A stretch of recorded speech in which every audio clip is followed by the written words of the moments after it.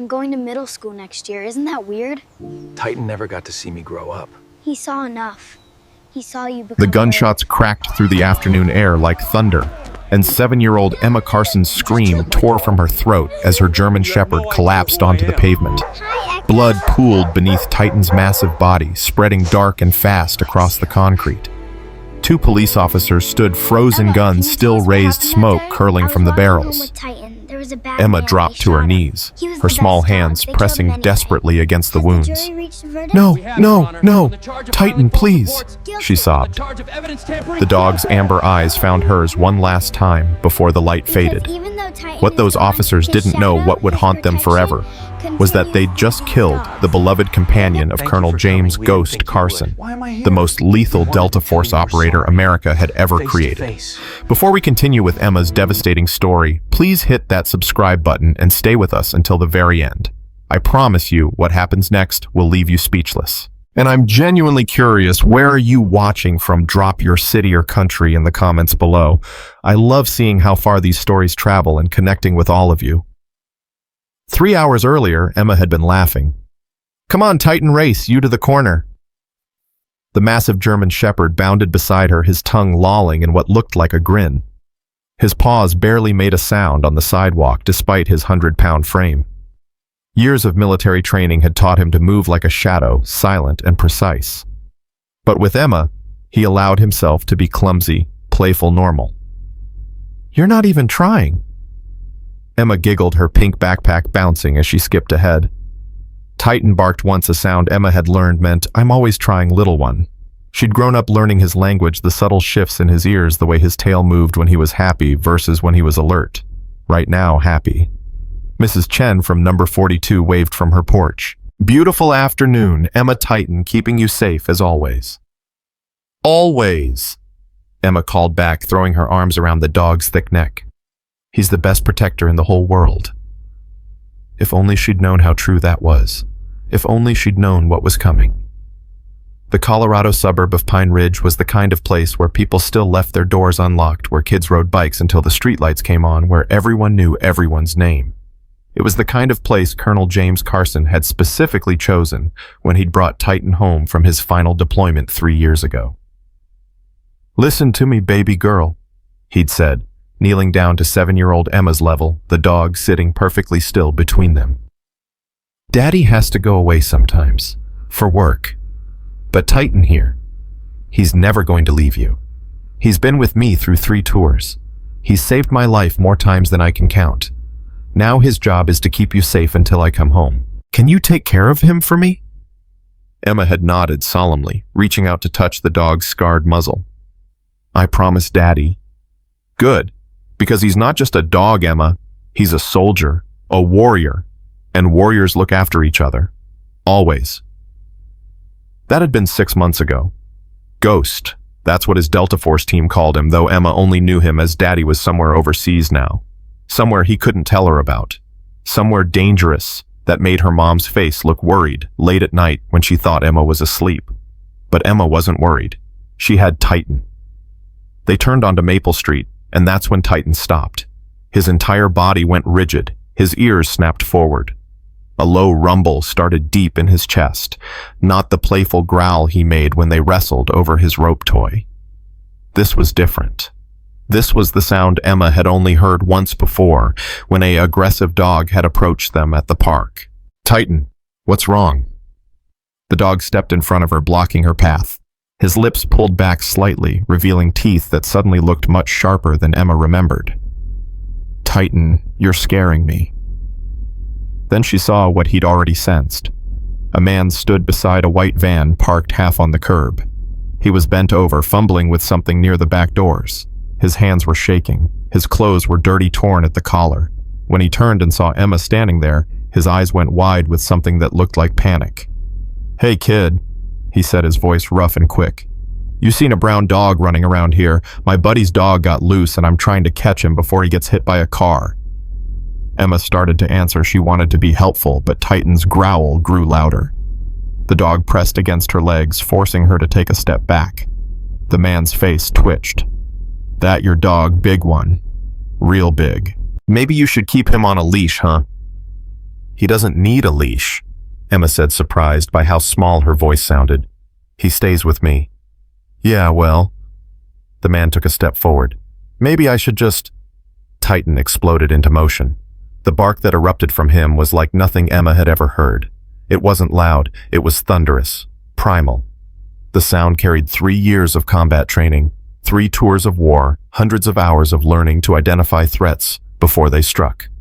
The man stumbled backward, and that's when his duffel bag fell open. Emma saw it for just a second. Coils of rope, duct tape, something metallic that glinted in the sunlight. Her child's mind couldn't process what it meant, but Titan's trained instincts understood perfectly. Jesus! The man shouted, abandoning the bag and running toward the van's driver's side. Titan lunged after him, not to attack, but to position himself between the threat and Emma. His training was absolute protect the principal at all costs. The man scrambled into the van engine already running. That's when Mrs. Patterson came out of her house phone in hand. There's a vicious dog attacking someone, she screamed into the phone. Maple Street. It's going after a man. Hurry. No! Emma tried to yell. He's protecting me. That man. But the van was already screeching away, leaving black marks on the pavement. The duffel bag lay forgotten on the ground, its contents spilling onto the sidewalk. Titan stood rigid eyes, tracking the van until it disappeared around the corner. Emma, get away from that dog right now, Mrs. Patterson shouted. He went crazy, I saw it. He didn't. I called the police, they're coming, just stay still. Emma felt tears starting. This wasn't right. Titan had saved her from something bad. She knew it in her bones, even if she couldn't explain how she knew. But Mrs. Patterson's face was pale with fear, and other neighbors were coming out of their houses, now drawn by the commotion. It's okay, boy, Emma whispered, wrapping her arms around Titan's neck. You were being a good boy. You were protecting me. The dog's body remained tense, his eyes still scanning the street. Even as Emma hugged him, even as she tried to comfort him, his mind was still locked in combat mode. Threat identified. Threat escaped. Remain vigilant. He didn't relax, even when the sirens started. 2 police cars came, fast lights flashing. Officers Blake and Turner stepped out, hands already on their weapons. They were young rookies, though Emma didn't know that word. Fresh out of the academy assigned to Pine Ridge because it was supposed to be easy. Safe. Boring. Ma'am, step away from the dog, Officer Blake called out, his voice tight with adrenaline. He's my dog, Emma shouted back. He didn't do anything wrong. We got a call about an aggressive animal, Officer Turner said, moving to flank them. We need you to move away so we can assess the situation. He's not aggressive. There was a bad man. He had scary stuff in his bag. Look. Emma pointed at the abandoned duffel, but neither officer looked. Their eyes were locked on Titan, who stood between them and Emma, unmoving. That's a military-trained attack dog, Blake muttered to Turner. Look at the way it's standing. That's not a pet. Radio said it went after someone. He was protecting me. Emma's voice cracked. Please, you have to listen. Emma, honey, I need you to very slowly let go of the dog and walk toward us, Blake said, trying to sound calm. But his hand had moved to his gun. Emma saw it. Titan saw it. The dog's growl returned lower now, more focused. His military training had taught him to recognize weapons to identify armed threats. These men had guns. These men were approaching his charge. These men were danger. The dog's displaying aggression, Turner said into his radio, requesting backup. He's not aggressive, Emma screamed. You're scaring him. You're scaring me. That's when everything went wrong. A car backfired 2 streets over, a normal sound, a nothing sound. But in Titan's combat-trained mind, it registered as gunfire. The dog spun toward the sound. Teeth bared a sharp bark tearing from his throat. He's attacking, Blake shouted. No! The first shot hit Titan in the shoulder. The dog yelped a sound of surprise more than pain and staggered sideways. But he didn't go down. 3 tours in Afghanistan had taught him to push through pain to complete the mission no matter what. He tried to stay standing, tried to keep himself between Emma and the threat.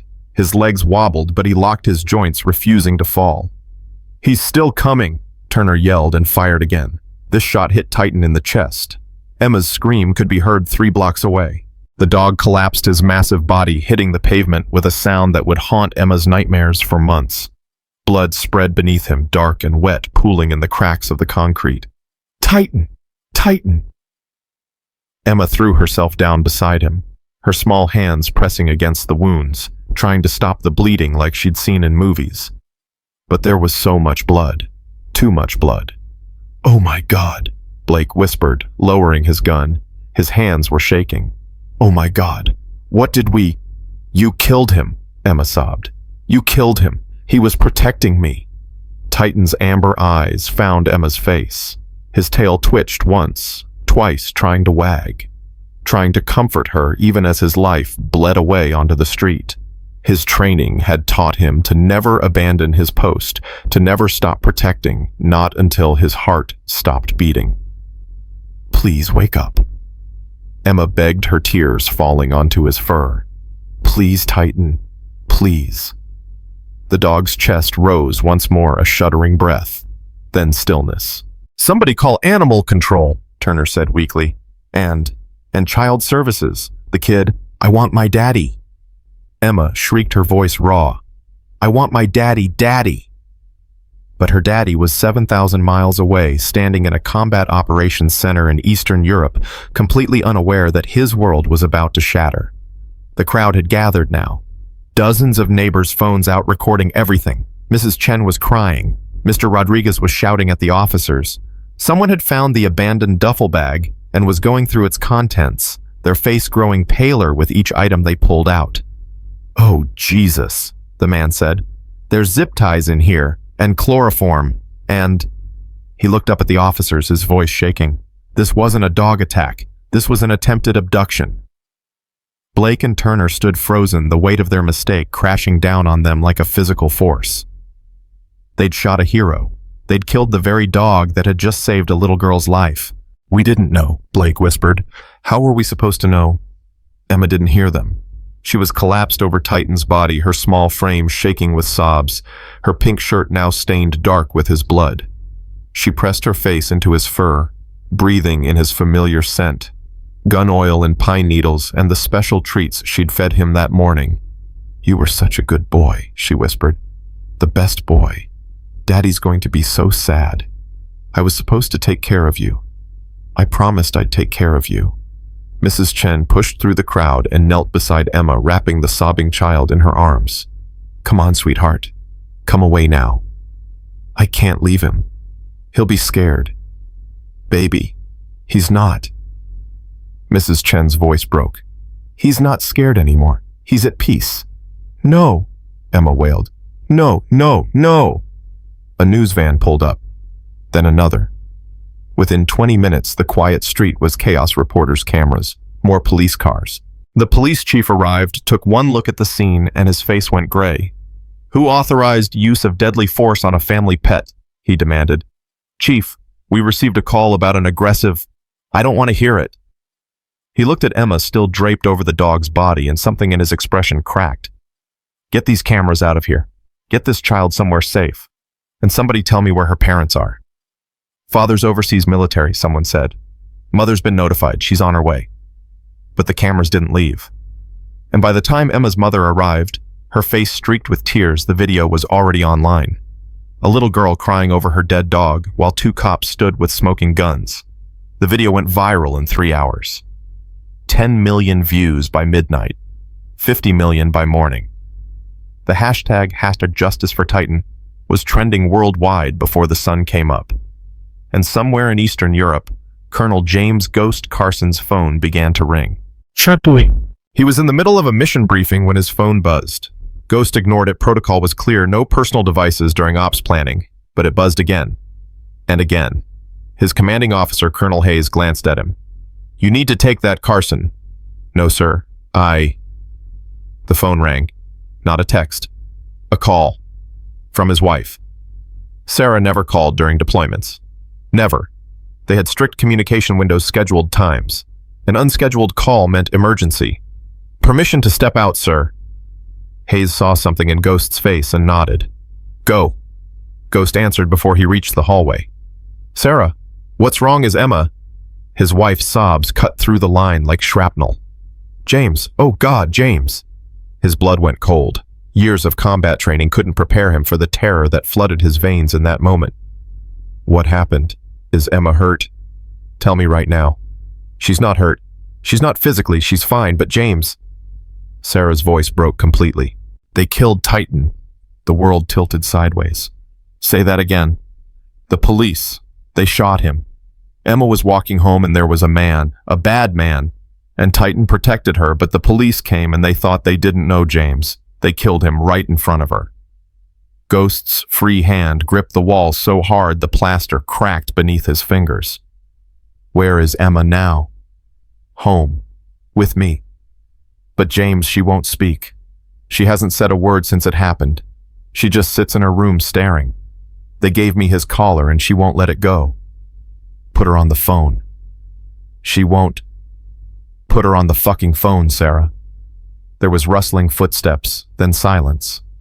Ghost could hear breathing, small hitching breaths that told him his daughter was crying without sound. Emma, baby girl, it's Daddy. Nothing. I know you're scared. I know it hurts, but I need you to hear me, okay? Can you do that for me? A tiny sound, maybe a sob, maybe an acknowledgement. Titan was the bravest dog I ever knew. And you know what made him brave. He had something worth protecting. He had you. And baby girl, he did his job. He kept you safe. That's what soldiers do. We protect the people we love no matter what. Still silence, but he could hear her breathing change slightly. I'm coming home. Do you hear me? Daddy's coming home. And when I get there, we're going to make sure everyone knows what a hero Titan was. I promise you. Can you be brave until I get there? Can you be as brave as Titan was? A whisper so soft he almost missed it. I miss him, Daddy. Those 4 words broke something inside Ghost that no bullet ever had. I know, baby. I miss him too. But I'm coming home. Hold on for me. Can you do that? Okay. That's my girl. I love you more than anything in this world. Love you too, Daddy. When Sarah took the phone back, Ghost's voice had changed. The father was gone. What remained was something else entirely, something cold and precise and absolutely lethal. Send me everything. Police reports, news articles, video footage, everything. I want names. I want badge numbers. I want to know every single person involved. James, what are you going to... Just send it. I'll be home in 18 hours. Your mission? Fuck the mission. Someone hurt my daughter. Someone killed my dog, my brother. His voice dropped to barely a whisper. They have no idea what they just started. He hung up and walked back into the briefing room. Colonel Hayes looked up, saw his face, and immediately stood. Carson, what's the situation? I need emergency leave. Family crisis. We're 12 hours from mission launch. I can't authorize... Then court-martial me. Ghost's voice was flat, emotionless. Because I'm leaving either way. Sir. Hayes stared at him for a long moment. They'd served together for 15 years. Hayes had seen Ghost take a bullet and keep fighting. Had seen him clear a building solo when their team was pinned down. Had seen him earn more commendations than any operator in Delta Force history. He'd never seen Ghost's eyes look like this. What happened? Someone killed my dog in front of my 7-year-old daughter. Hayes blinked. Jesus Christ. I need to be on the next flight out. I'm asking as a favor, but I'm leaving regardless. The room had gone silent. Every operator present was listening now. They all knew Titan. The dog had deployed with Ghost on his final tour, had saved 3 men from an IED, had earned his own commendations. One of them, a lieutenant named Morrison, stood up. I'll cover his position. Morrison, you're not... I'll cover it, sir. We all will. Morrison looked at Ghost. Titan saved my life in Kandahar. I got no problem making sure his handler gets home. Same, another voice said, then another. Within seconds, every operator in the room had volunteered. Hayes looked around, then back at Ghost. He sighed heavily. You didn't hear this from me, but there's a cargo transport leaving for Ramstein in 2 hours. From there, you can catch a civilian flight to Denver. You'll be home by tomorrow afternoon. Thank you, sir. Ghost, Hayes called as he headed for the door. Whatever you're planning to do when you get there, be smart about it. These people don't know who they're dealing with, but that doesn't mean you can... I'm just going home to comfort my daughter, sir. Uh-huh. And I'm the goddamn Easter Bunny. Hayes shook his head. Just try not to start an international incident on U.S. soil, okay? Ghost didn't answer. He was already gone. Dumb. The flight home was the longest 18 hours of Ghost's life. He spent it watching the video, over and over. Emma's screams, Titan's body hitting the ground, the officers' faces as they realized their mistake. He watched it until he had every frame memorized, until he could close his eyes and see it all playing out in perfect detail. Sarah had sent everything. The police report sanitized, defensive, full of phrases like perceived threat and officer safety. The news coverage sensationalized, but closer to the truth. The social media explosion, millions of people demanding justice, calling for the officers to be fired, arrested, charged with murder. But what interested Ghost most was what Sarah had found in local news from the past 3 months. 2 other incidents involving officers Blake and Turner. One where they'd used excessive force on a teenager during a traffic stop. Another where they'd been accused of racial profiling. Both incidents had been quietly swept under the rug. Complaints filed, complaints ignored. The department had a pattern, and Titan had paid the price. Ghost pulled up a different file, one he'd compiled himself over the years. It was called Ghost Protocol, and it contained detailed information on every single person who'd ever served alongside him in Delta Force. Current assignments, skill sets, contact information. He started making calls. The first was to Marcus Reaper Johnson, his former second-in-command. Reaper picked up on the first ring. Ghost thought you were overseas. Emergency leave. I need a favor. Name it. I need eyes on Pine Ridge, Colorado. Police department, specifically officers Blake and Turner. Everything about them, where they live, where they eat, who they talk to, what skeletons are in their closets. Silence. Then, this about that dog video. You saw it. Everyone saw it. Jesus, Ghost. That was Titan. Yeah. Another pause. What are you planning? Nothing illegal. I just want to know exactly who I'm dealing with. You're a terrible liar, but I'm in. Give me 12 hours. Thanks, Reaper. Ghost. That dog saved my ass in Kabul. Whatever you need, you got it. The next call was to Jennifer Phantom Rodriguez, a former intelligence analyst who now worked private sector. She owed Ghost her life 3 times over. I need deep background on Pine Ridge PD, he said without preamble. Everything they don't want anyone to know. Internal complaints, covered up incidents, corruption, all of it. How illegal are we talking? I want the truth. How you get it is your business. Give me 24 hours. And Ghost, I'm sorry about Titan. He was one of the good ones. They all were. Every member of his old unit reached out within hours, some offering intelligence support, some offering muscle. One, a former JAG officer, offering legal expertise. If you want to do this right, she said, you need to think bigger than just those 2 cops. The whole department failed. The system failed. You want justice. We need to tear down the whole rotten structure. I'm listening. By the time the plane touched down in Denver, Ghost had a plan. It was audacious, risky. It would require perfect execution and absolute precision. In other words, exactly the kind of mission he'd spent 20 years training for. Sarah was waiting at the airport, her face exhausted and tear-stained. She fell into his arms the moment she saw him. She's not sleeping, Sarah whispered. She barely eats. James, I don't know how to help her. I do. Take me home. The drive to Pine Ridge felt surreal. Everything looked exactly the same, the mountains in the distance, the neat rows of houses, the park where Emma played. But it was all different now, corrupted, tainted by violence and injustice. When they pulled into the driveway, Ghost saw the news vans still parked down the street. Reporters hoping for a statement, an interview, a photo of the grieving family. Vultures. They've been there since it happened, Sarah said quietly. I stopped answering the door. Ghost nodded. Good, let me handle them. James, I'm not going to hurt anyone. I'm just going to make something very clear. He got out of the car and walked straight toward the nearest news van. The reporter saw him coming and immediately perked up, camera operator scrambling to film. Mr. Carson? Mr. Carson, do you have a statement about... Ghost stopped 3 feet away. He didn't raise his voice. Didn't need to. My daughter is 7 years old.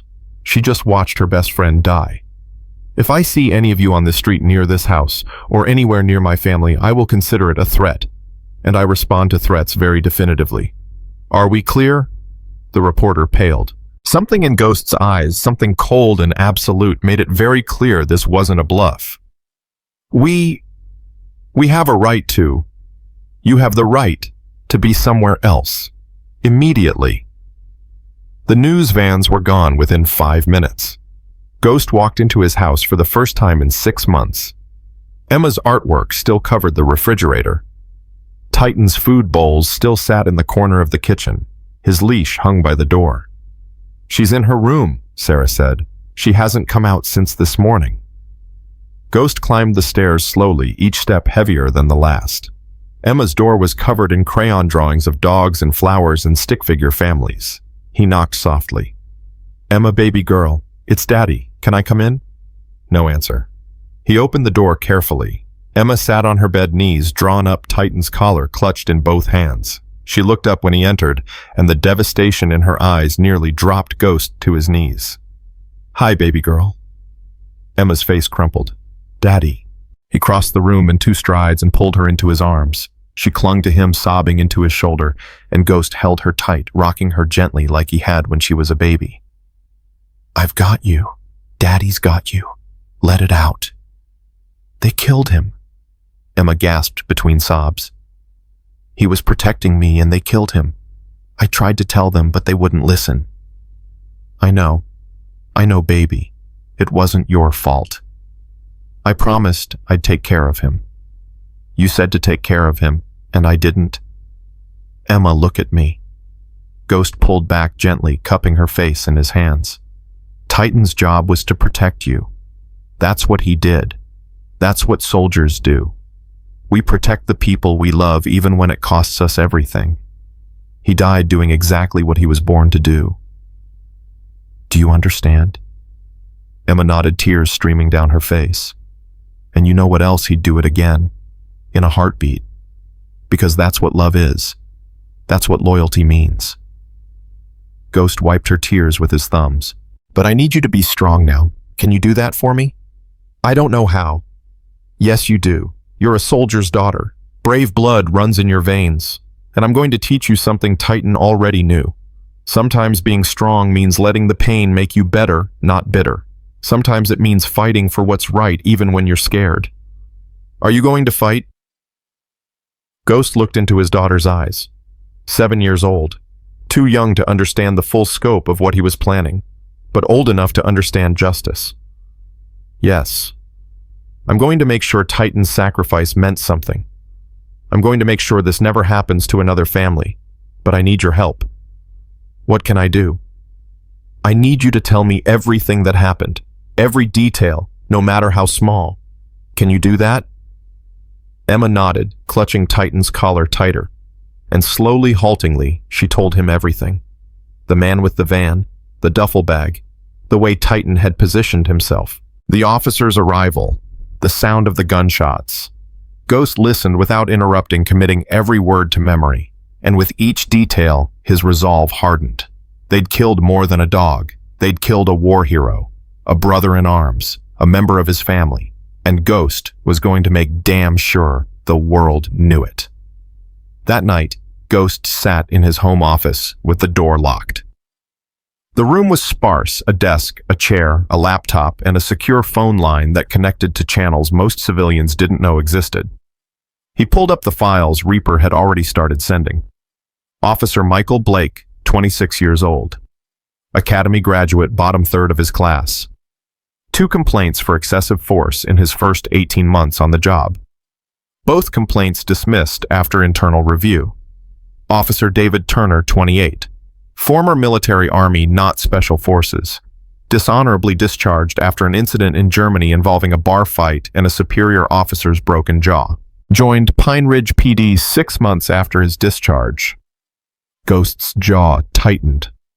The department had hired a man with a dishonorable discharge and given him a gun and a badge. His phone buzzed. Reaper. Got something you need to see, Reaper said without preamble. Turner's been flagged by Internal Affairs 3 times. Guess who kept clearing him? Tell me. Police Chief Robert Morrison. They served together in Germany. Morrison was Turner's commanding officer before the discharge. Ghost leaned back in his chair. Morrison protected him.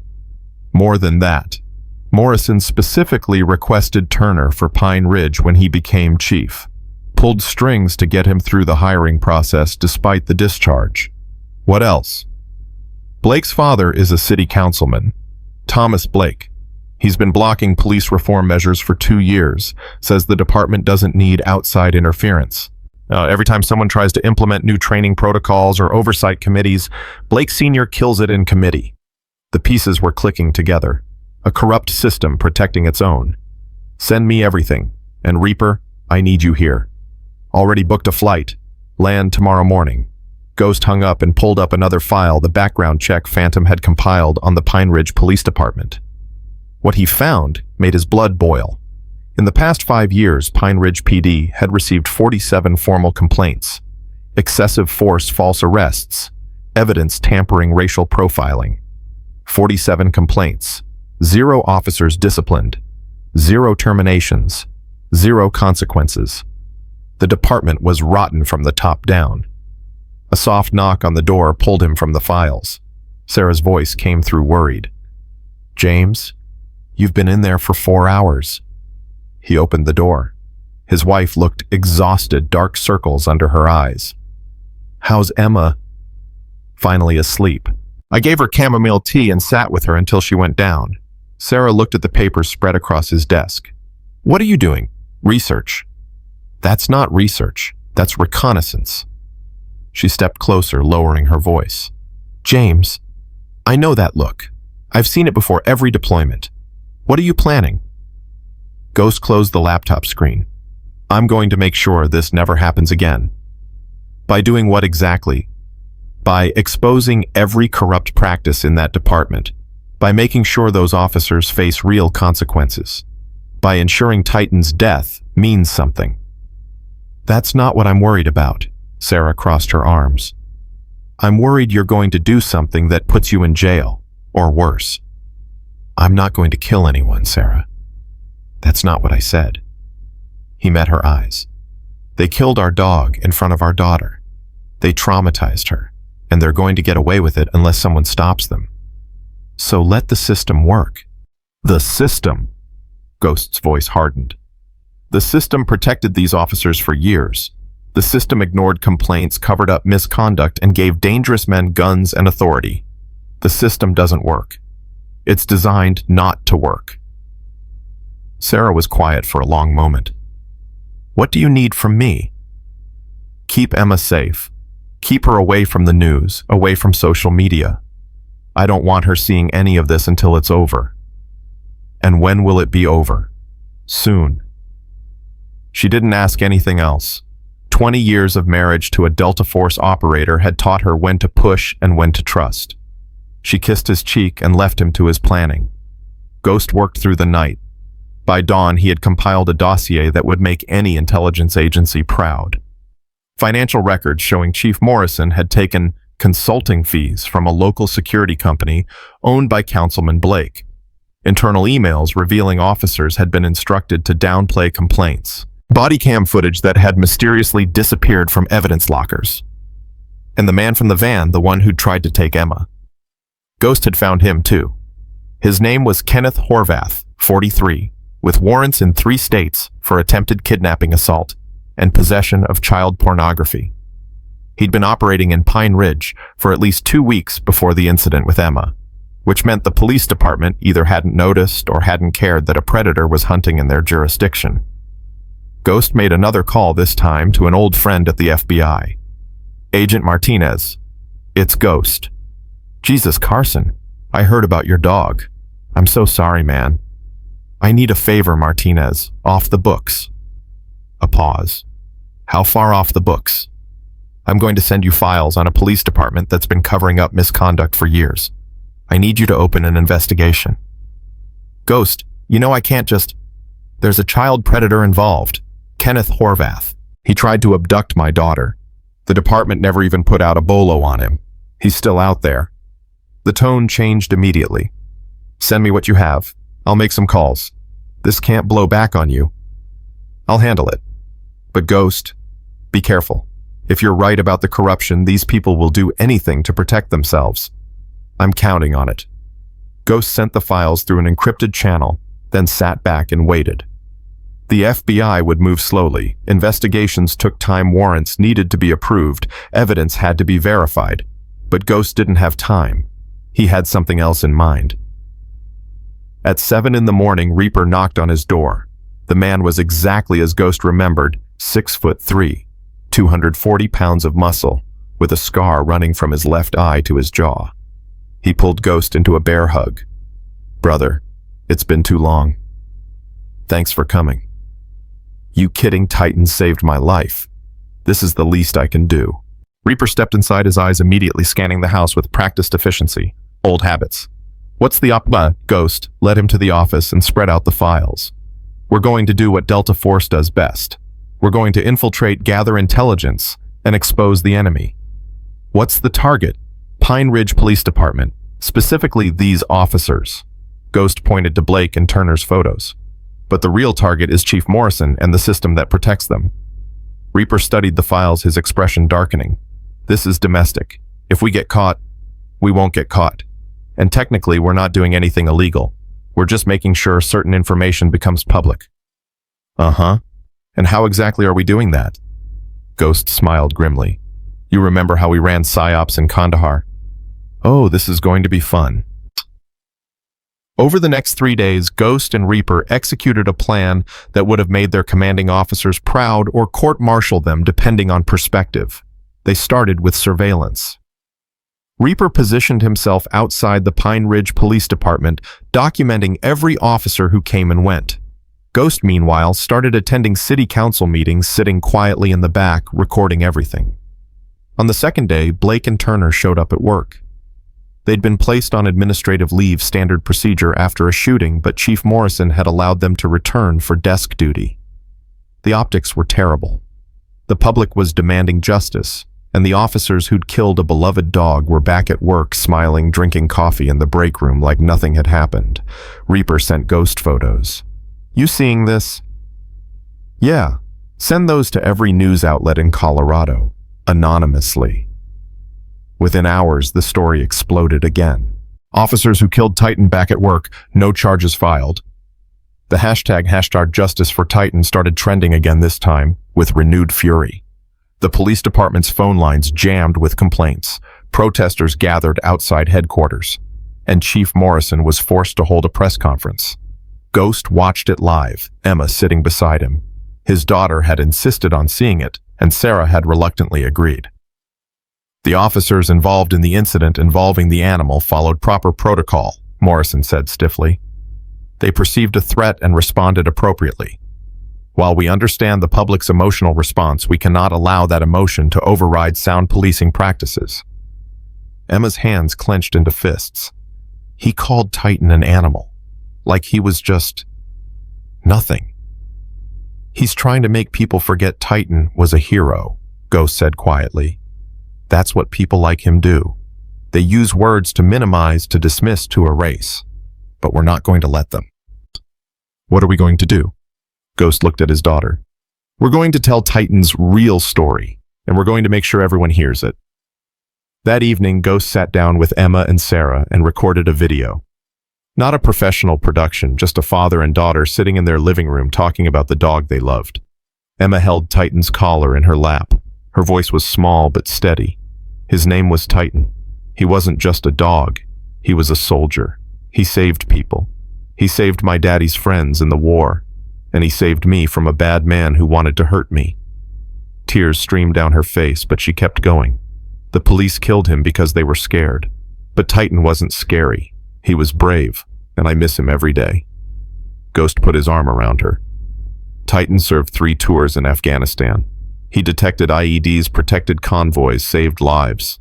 When he retired, I brought him home because I wanted my daughter to have the same protection I had. And he gave his life to do exactly that. He looked directly into the camera. To Chief Morrison, to Officers Blake and Turner, to everyone watching, my dog died.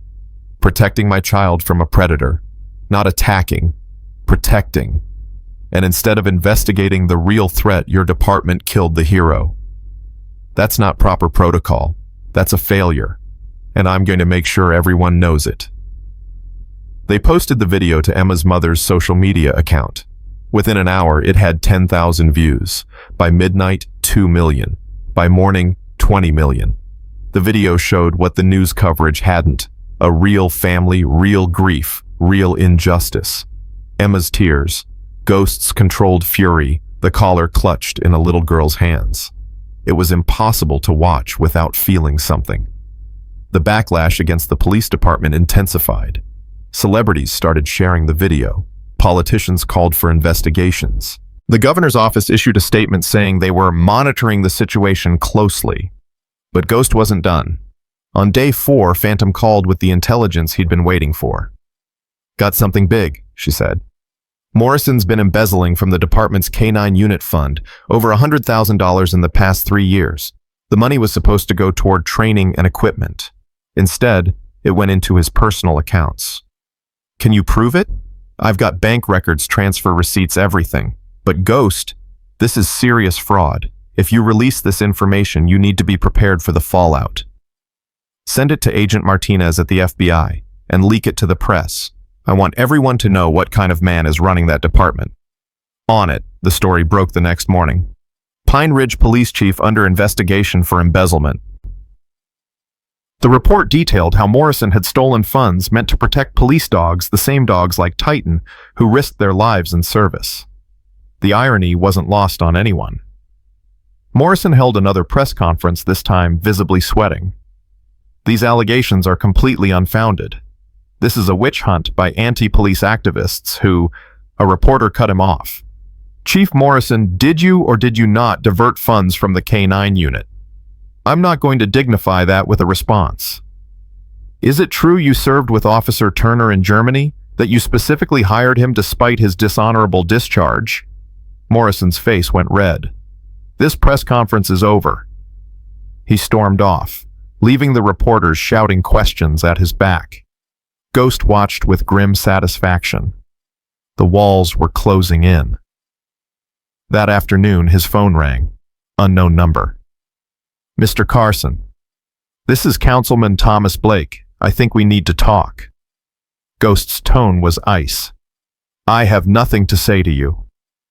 Please, just hear me out. My son Michael, he made a mistake. A terrible mistake.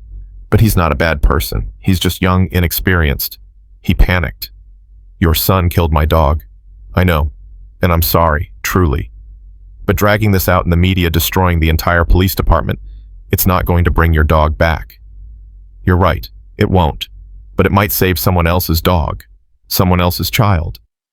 Mr. Carson, please. My son has received death threats. His wife is terrified. Can't we find some way to resolve this quietly?" Ghost's voice dropped to barely a whisper. "You want to resolve this quietly? Your son took my daughter's best friend from her. He took a war hero who saved lives and ended him because he was too poorly trained, too scared, and too trigger-happy to assess the situation. And instead of facing consequences, he went back to work like nothing happened. So no, Councilman. We're not resolving this quietly. We're resolving this publicly, thoroughly, and with complete accountability. I could make things very difficult for you. I'm a Delta Force operator with 20 years of experience hunting people who are much more dangerous than you. Please, try to make things difficult for me. See what happens." Blake hung up. Sarah heard the conversation from the hallway. That sounded threatening. It was a promise. "James, they're scared, Sarah. That means we're winning." But Ghost knew better than to celebrate too early. Cornered animals were the most dangerous, and Chief Morrison was definitely cornered. The next morning, 2 FBI agents showed up at the police department with warrants. They spent 6 hours going through files, computers, and financial records. Morrison was placed on administrative leave. The mayor called an emergency city council meeting, and Blake and Turner were finally arrested. Not for killing Titan. Colorado law didn't allow for murder charges for animals, but for filing false reports, evidence tampering, and obstruction of justice. Phantom's deep dive had revealed they'd altered their incident reports, deleted body cam footage, and coordinated their stories to cover up their mistake. Ghost got the news from Reaper, who'd been watching the station. Both officers just got walked out in handcuffs, news cameras everywhere. Good. Ghost, we did it. We actually did it. But Ghost wasn't celebrating. It's not over yet. Morrison's still out there, and the man who tried to take Emma Horvath, he's still in the wind. As if summoned by his words, Ghost's secure phone buzzed. Agent Martinez. Ghost, we got him. Kenneth Horvath.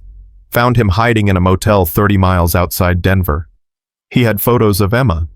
Photos of other children. We're looking at multiple counts of attempted kidnapping, stalking, possession of child pornography. This guy's going away for life. Ghost closed his eyes, relief flooding through him. Thank God. There's more. He talked. Said he'd been watching Emma for weeks. Followed her route to school, learned her schedule. He was planning to take her that day, if Titan hadn't stopped him. Ghost didn't need Martinez to finish that sentence. Your dog saved your daughter's life, Ghost. No question about it. And those cops killed him for it. But hey, at least now we can prove it. Horvath's confession, combined with the evidence we found, confirms everything Emma said. Titan was protecting her from a legitimate threat. Will this help with the case against Blake and Turner? Absolutely. It proves they failed to assess the situation, failed to protect a child, and failed to recognize a hero when they saw one. Their lawyers are going to have a very hard time defending this. After hanging up, Ghost went to find Emma. She was in the backyard sitting under the oak tree where Titan used to nap. Sarah had planted flowers there, purple ones, Emma's favorite color. Baby girl, got some news. Emma looked up, her eyes red from crying. Did they find the bad man? Yeah, the FBI got him. He's going to jail for a long, long time. Because of Titan. Because of Titan. He protected you from someone very dangerous. If he hadn't been there... Emma nodded, slowly processing. So he really did save me. He absolutely did. He died a hero's death, Emma. Protecting the person he loved most. That's what soldiers do. I wish people knew that. I wish everyone knew how brave he was. Ghost knelt beside her. They will. I promise you they will. That night, Ghost made one more call. This one to the office of Senator Patricia Reeves, who sat on the Armed Services Committee and had a reputation for fighting for veterans, human and canine. Senator, my name is Colonel James Carson. You may have seen the news about my dog. Colonel Carson, yes, I've been following the story. I'm so sorry for your loss. And I'm appalled by how the police department handled the situation. I appreciate that, ma'am, but I'm not calling for sympathy. I'm calling to request something. Titan was a military working dog. He served 3 tours, saved lives, earned commendations. But when he died as a civilian pet. I want him recognized for what he really was, a soldier, a hero, and I want to make sure other military working dogs are protected when they retire. What are you proposing? Legislation. Federal protection for retired military working dogs. Make it a federal crime to harm them. Require police departments to verify their service records before taking action. Create a national database so officers can identify them. And most importantly, mandate that retired MWDs are treated with the same respect as human veterans. Senator Reeves was quiet for a moment. That's ambitious. It's necessary. Titan shouldn't have died. But if his death can prevent other dogs, other families from going through this, then at least it means something. Send me a proposal. I'll look at it. And Colonel, for what it's worth, I think you're absolutely right. Ghost hung up and leaned back in his chair. The pieces were moving. The system was changing. But the pain, the crushing, suffocating pain of losing Titan that wasn't going away anytime soon. He walked upstairs and checked on Emma. She was asleep. Finally, Titan's collar still clutched in her hands. Ghost gently tucked the blanket around her and kissed her forehead. "He loved you so much," Ghost whispered. "And I swear to you, baby girl, his sacrifice won't be forgotten." Downstairs, his phone buzzed again. "Reaper. Turn on the news. Channel 9. Ghost grabbed the remote. The anchor was mid-sentence. Unprecedented public outcry has led to the resignation of Pine Ridge Police Chief Robert Morrison. In a brief statement, Morrison announced he is stepping down effective, immediately citing the need for new leadership in the department. This comes after federal investigators confirmed embezzlement charges and systemic corruption within the department. The mayor has appointed an interim chief and promised a complete overhaul of department policies. The anchor continued. Additionally, officers Michael Blake and David Turner have been formally charged with multiple counts, including filing false reports, evidence tampering, and reckless endangerment. If convicted, they could face up to 10 years in prison. Ghost felt something loosen in his chest. Not relief, not yet, but a sense that justice was finally slowly moving in the right direction. The anchor's expression softened. In a related development, a petition calling for legislation to protect retired military working dogs has gained over 2 million signatures in just 3 days. The proposed Titans law would make it a federal crime to harm retired service animals and require law enforcement to treat them as veterans. We'll continue to follow this story as it develops. Ghost's phone exploded with messages. Reaper Phantom Martinez Morrison soldiers he hadn't spoken to in years. All of them saying the same thing. "We're with you. We remember Titan. We're going to make this right." For the first time since that terrible day, Ghost allowed himself to feel something other than rage. He felt hope. But there was still work to do. Blake and Turner's trial was months away. Morrison would likely fight the embezzlement charges, and Titan's legacy that was just beginning. Ghost pulled up his laptop and started typing. A detailed proposal for Titan's law, complete with legislative language precedents and supporting evidence. He worked through the night, fueled by coffee and purpose. By dawn, he had 30 pages. By the end of the week, Senator Reeves had co-sponsors. By the end of the month, the bill was introduced in Congress. And through it all, Emma started to heal. Slowly, painfully, but healing nonetheless. She started drawing again pictures of Titan, with angel wings flying over mountains. She started talking about him, without crying every time. She started to smile. One evening, she came into Ghost's office while he was working on the legislation. "Daddy, can I help?" Ghost pulled her into his lap. "What do you want to do?" "I want to tell people about Titan, about how good he was, so other kids don't lose their dogs." "That's exactly what we're doing, baby girl.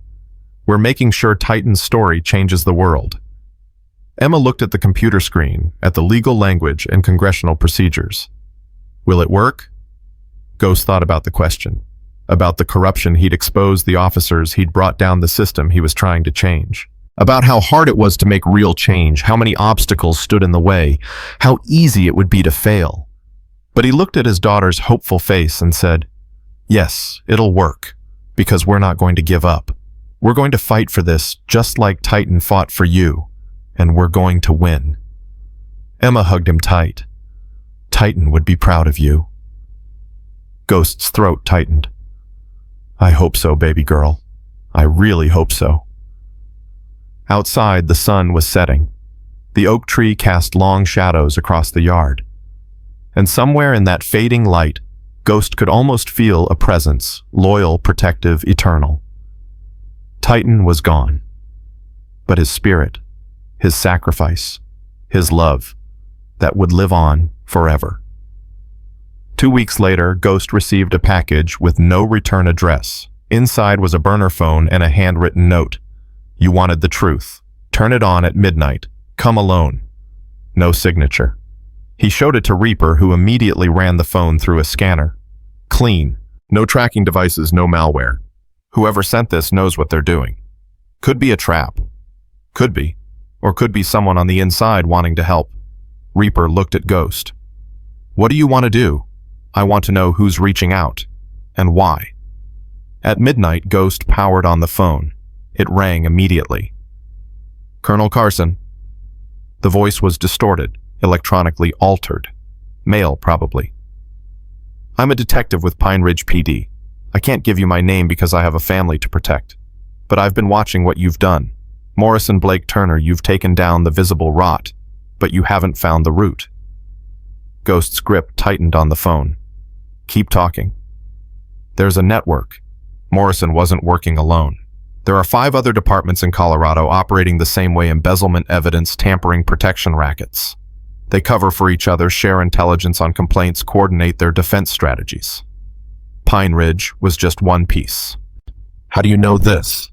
Because I used to be part of it, before I had kids, before I realized what we were becoming. The voice wavered slightly. I'm done being silent, but I can't do this officially. They'll destroy me, my pension, my family.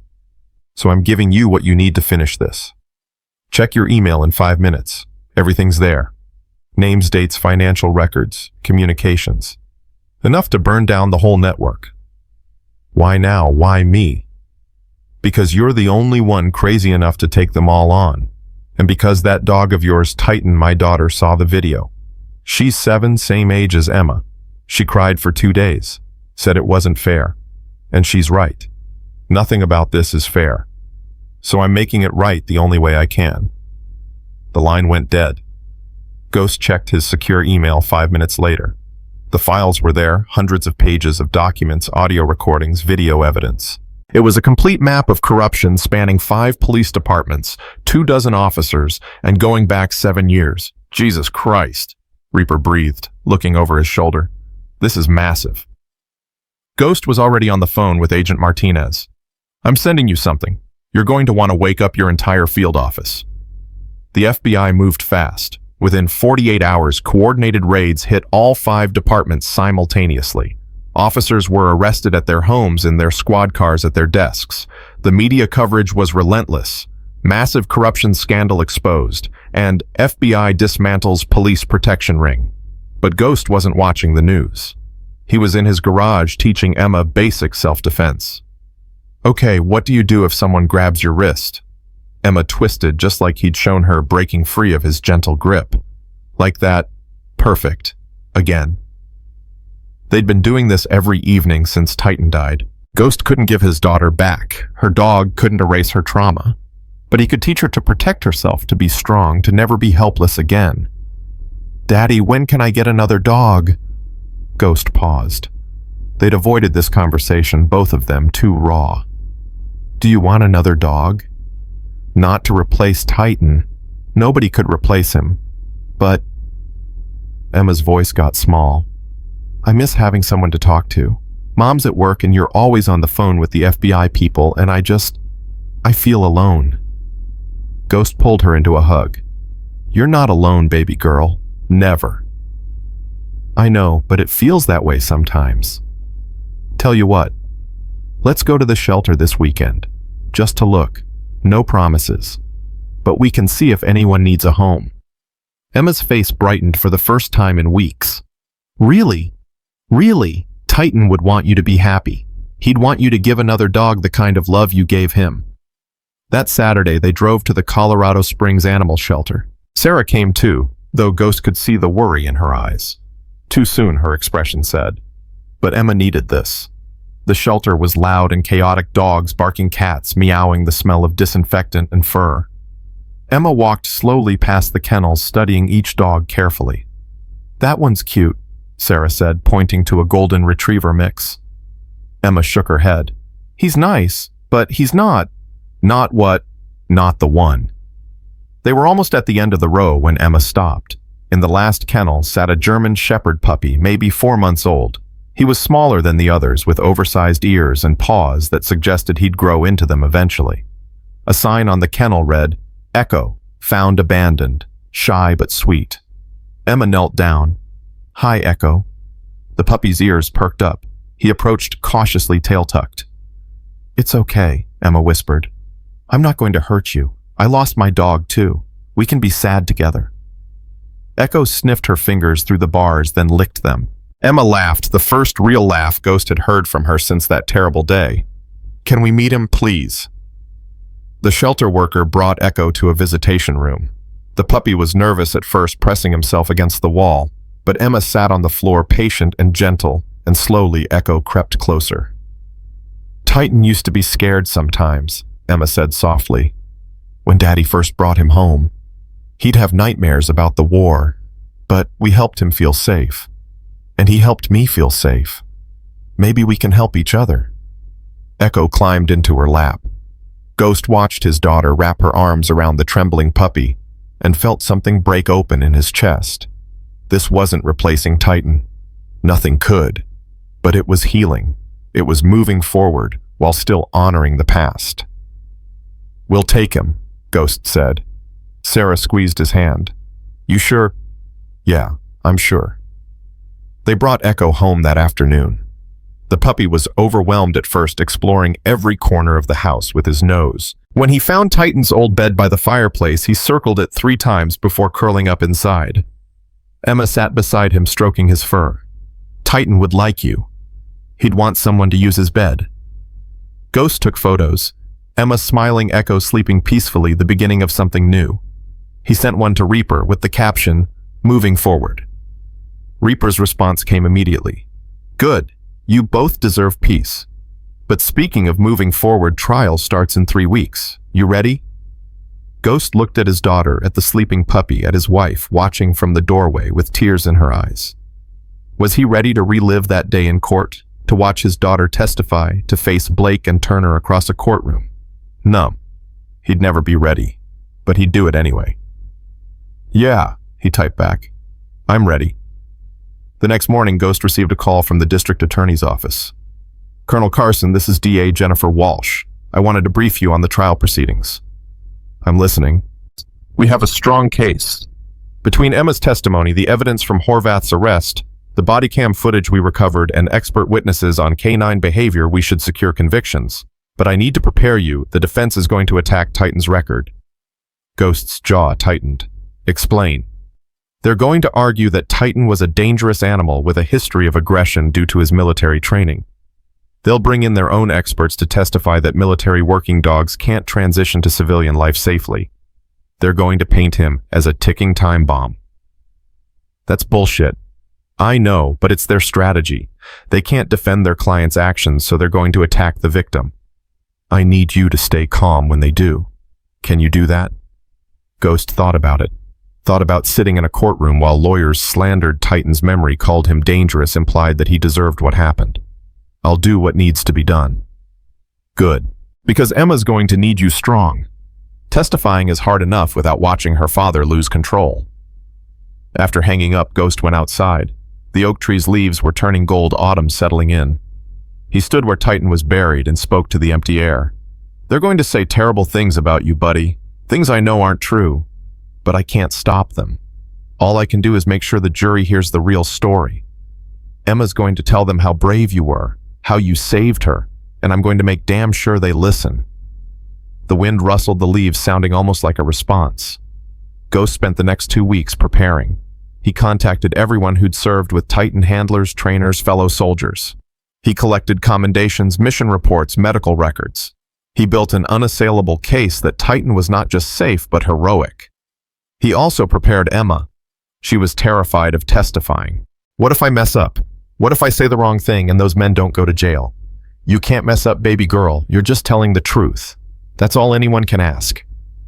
But what if the lawyers are mean to me? What if they yell? Ghost knelt to her level. Then I'll be right there. You'll see me in the courtroom, and whenever you're scared, just look at me. I'll give you strength, just like Titan always did. Emma practiced her testimony every night. Ghost would play the prosecutor, asking gentle questions. Then Reaper would play the defense attorney, asking harder ones. Emma cried during the first few practice sessions, but gradually she got stronger. They're saying Titan was mean, she said one night. But that's a lie. Yes, it is. So why are they allowed to lie? Because sometimes people tell lies to protect themselves, but the truth is stronger than any lie. And when you tell the truth in that courtroom, everyone will hear it. They'll know who Titan really was. The trial began on a gray Monday morning. The courthouse was packed, media supporters, protesters, curiosity seekers. Ghost had to push through a crowd of reporters shouting questions. Colonel Carson, How does it feel to finally face your dog's killers? What do you want to say to Officers Blake and Turner? Is it true you're pushing for federal legislation? Ghost ignored them all, keeping Emma close. She wore a simple blue dress, her hair in braids, Titan's collar on a chain around her neck. She looked impossibly small and impossibly brave. Inside the courtroom, Ghost saw Blake and Turner for the first time since that day. They sat at the defense table in suits, looking nervous but defiant. Blake's father, the councilman, sat in the front row, his face hard. Turner glanced at Emma, then quickly looked away. All rise. The Honorable Judge Patricia Morrison presiding. The judge was a severe woman in her 60s with silver hair and sharp eyes. Be seated. We're here for the trial of Officers Michael Blake and David Turner, charged with filing false reports, evidence tampering, obstruction of justice, and reckless endangerment. Counsel, your opening statements. D.A. Walsh stood. Your Honor, ladies and gentlemen of the jury, this case is about two police officers who made a catastrophic mistake and then compounded it by lying to cover it up. 7-year-old Emma Carson was walking home from school when a known predator attempted to abduct her. Her dog Titan, a decorated military working dog with 3 combat tours, protected her. He did his job perfectly. But Officers Blake and Turner didn't do theirs. They shot first and asked questions later. And when they realized their mistake, they falsified reports, deleted evidence, and blamed the victim. We're going to prove all of this, and we're going to ask you to hold these officers accountable. The defense attorney, a slick man named Richard Steinberg, stood next. Your Honor. This tragedy occurred because a dangerous animal was loose in a residential neighborhood without proper restraints. Military working dogs are trained to kill. They're weapons, not pets. When Officers Blake and Turner encountered this animal exhibiting aggressive behavior, they did what they were trained to do. They neutralized a threat. Yes, mistakes were made in the aftermath, but the shooting itself was justified. We'll prove that these officers acted reasonably under impossible circumstances. Emma's hand tightened in Ghost's. He leaned close and whispered, "Remember, the truth is stronger." The prosecution called their first witness the anonymous detective who'd leaked the corruption files. He appeared via video link, face obscured, voice distorted. I was one of the first responders to review the incident. The original reports filed by Officers Blake and Turner stated that the dog was attacking the child. But when I reviewed the recovered body cam footage they claimed was corrupted. It clearly showed the dog was protecting her from a man who fled the scene. They lied in their reports. Objection. Steinberg jumped up. This witness's identity hasn't been disclosed. We can't cross-examine. The witness's identity is protected due to credible threats against his family, Walsh shot back, and his testimony is corroborated by physical evidence. Judge Morrison allowed it. The next witness was Agent Martinez from the FBI. He described Horvath's arrest, the evidence found in his motel room, his confession. Kenneth Horvath admitted to stalking Emma Carson for 2 weeks. He had detailed notes on her schedule, her route to school, her habits. On the day of the incident, he was attempting to abduct her. The dog intervened. If not for that dog, Emma Carson would likely have been kidnapped, and given Horvath's history, Martinez's voice hardened. She might not have survived. The courtroom was silent. Steinberg cross-examined aggressively. But Agent Martinez, isn't it true that the officers had no way of knowing about Horvath at the time? They would have known if they'd properly assessed the scene. There was an abandoned duffel bag full of abduction materials. They never investigated it. Because they were focused on a dangerous animal. On a hero, Martinez interrupted. That dog was a hero, and they killed him. Objection. Sustained. Agent Martinez, stick to the facts. But the jury had heard it. The prosecution called a K9 trainer who'd worked with Titan. He was one of the best military working dogs I've ever trained. Highly intelligent, extremely well-disciplined, and absolutely safe around children. The idea that he was dangerous is absurd. But he was trained to attack, wasn't he? Steinberg pressed. He was trained to protect. There's a difference. He understood threat assessment better than most humans. If he reacted to that man, it's because the man was a genuine threat, or because his military conditioning made him aggressive. That's not how it works. Military working dogs are carefully selected for temperament. They're trained to be aggressive only in specific contexts, under specific commands. In civilian life, they're typically gentler than most pets, because of their training, not in spite of it. Day 2 of the trial, Emma testified. Ghost watched her take the stand, Tiny in the witness chair, and felt his heart breaking all over again. D.A. Walsh approached gently. Emma, I know this is hard, but I need you to tell the jury what happened that day.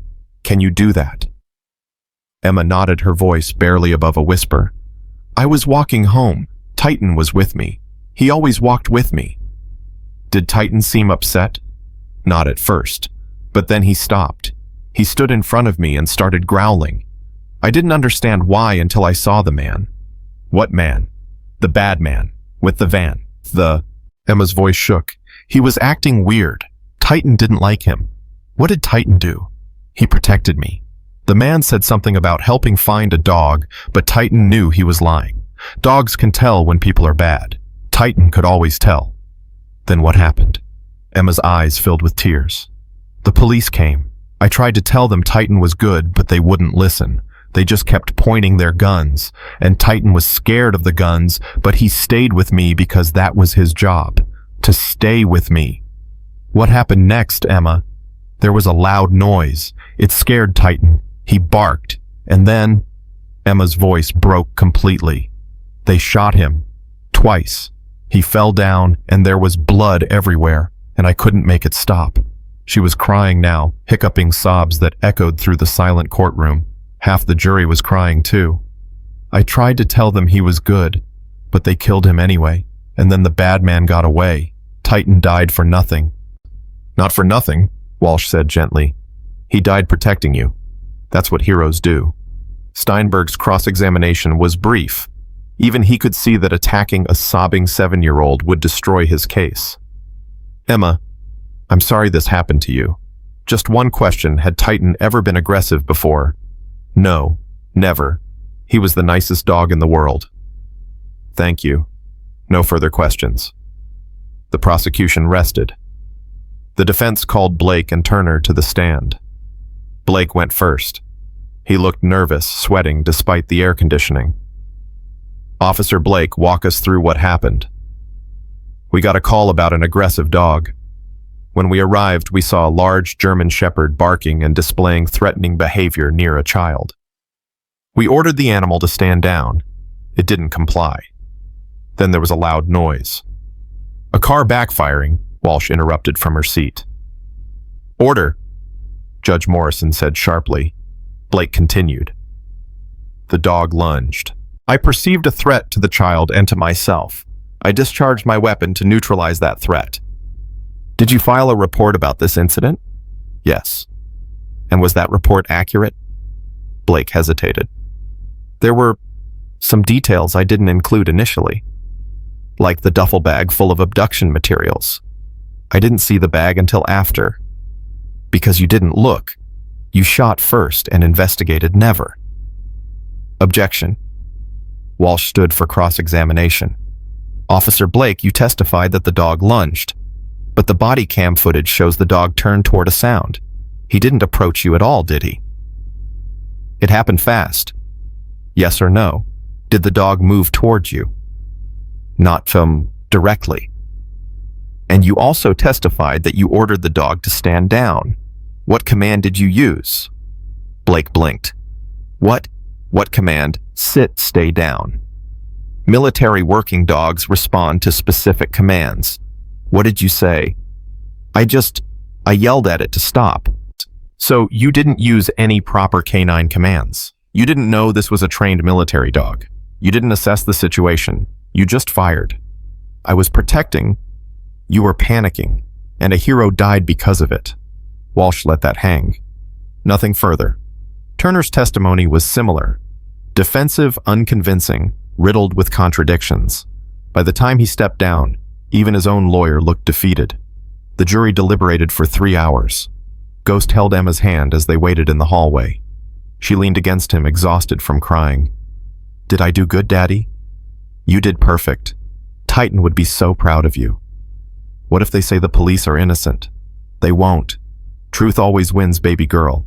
Maybe not right away, But eventually, the bailiff called them back. The jury has reached a verdict. Ghost's heart hammered as they stood. Emma gripped his hand so tight his fingers went numb. On the charge of filing false reports, how do you find guilty? Emma gasped. On the charge of evidence tampering, how do you find guilty? Blake's face went white. On the charge of obstruction of justice, how do you find guilty?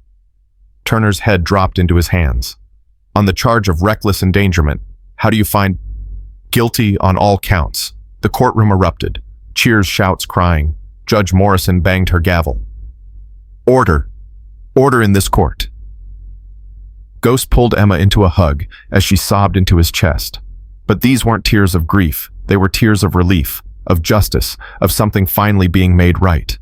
Blake and Turner were led away in handcuffs, their families weeping. Councilman Blake stood, his face twisted with rage. This isn't over, Carson. I'll make you pay. Mr. Blake, sit down, the judge ordered, or you'll be held in contempt. Outside the courthouse, the media was waiting. Ghost made a brief statement, Emma beside him. Today, justice was served, but this isn't just about two officers. It's about a system that failed, a system that protects the wrong people and punishes the innocent. My dog gave his life protecting my daughter from a predator. He was a hero, and from now on, every retired military working dog in this country will be recognized as such. That's Titan's legacy. That's what he died for. A reporter shouted, "What's next for you and Emma?" Ghost looked down at his daughter, who managed a small smile despite her red eyes. We're going home. We're going to heal, and we're going to make sure Titan's story changes the world. That night, Ghost tucked Emma into bed. Echo was curled at her feet, already devoted to his new family. Daddy, do you think Titan knows we won? Ghost thought about all the nights Titan had stood guard, all the missions they'd run together, all the times that dog had saved his life. Yeah, baby girl. Somehow I think he knows. Good. Because I want him to know I kept my promise. I took care of him by making sure people know the truth. Ghost kissed her forehead. You absolutely did. Sleep now. Tomorrow's a new day. But as he left her room, Ghost knew the fight wasn't over. Blake and Turner would appeal. The corruption network would regroup. And Titan's law still had to pass Congress. This was just the beginning.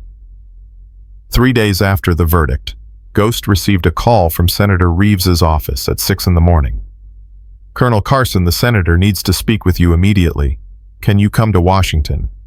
When? Today. There's a flight leaving Denver at noon. We'll have someone meet you at Reagan. Ghost looked at Sarah, who was already awake listening. She nodded. I'll be there. The flight was turbulent, giving Ghost too much time to think. The trial was over, but the sentencing hearing was still weeks away. Blake and Turner faced up to 10 years each, but with good behavior and appeals, they might serve less than 3. It didn't feel like enough. Nothing would ever feel like enough. His phone buzzed. A text from Reaper. Turn on the news. Channel 7. Ghost pulled up the live stream on his phone. A press conference was underway.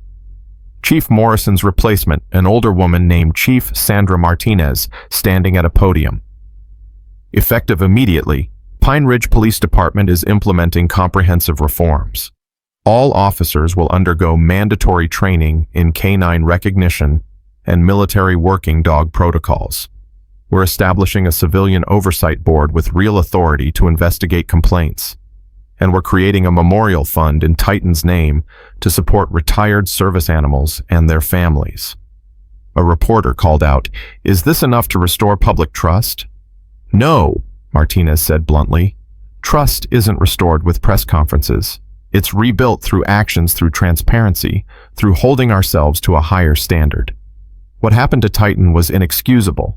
We failed that dog. We failed Emma Carson. We failed this community. These reforms are just the beginning of making that right. Ghost felt something shift in his chest. Real change. Finally. The plane landed at 3. A suited man with a Secret Service pin met him at baggage claim. Colonel Carson. This way, sir. They drove straight to the Capitol building. Ghost had been to Washington before, but always for military briefings, classified meetings in underground bunkers. Never like this. never as a civilian fighting for legislation. Senator Reeves met him in her office, a warm woman in her 50s with kind eyes and a firm handshake. "Colonel, thank you for coming on such short notice. We have a situation." "What kind of situation?" "The good kind for once. Titan's Law has more support than any animal welfare bill in decades. We have 60 co-sponsors in the Senate, 200 in the House. The public pressure is enormous. But there's a problem." "Let me guess. Opposition." "From the National Police Union.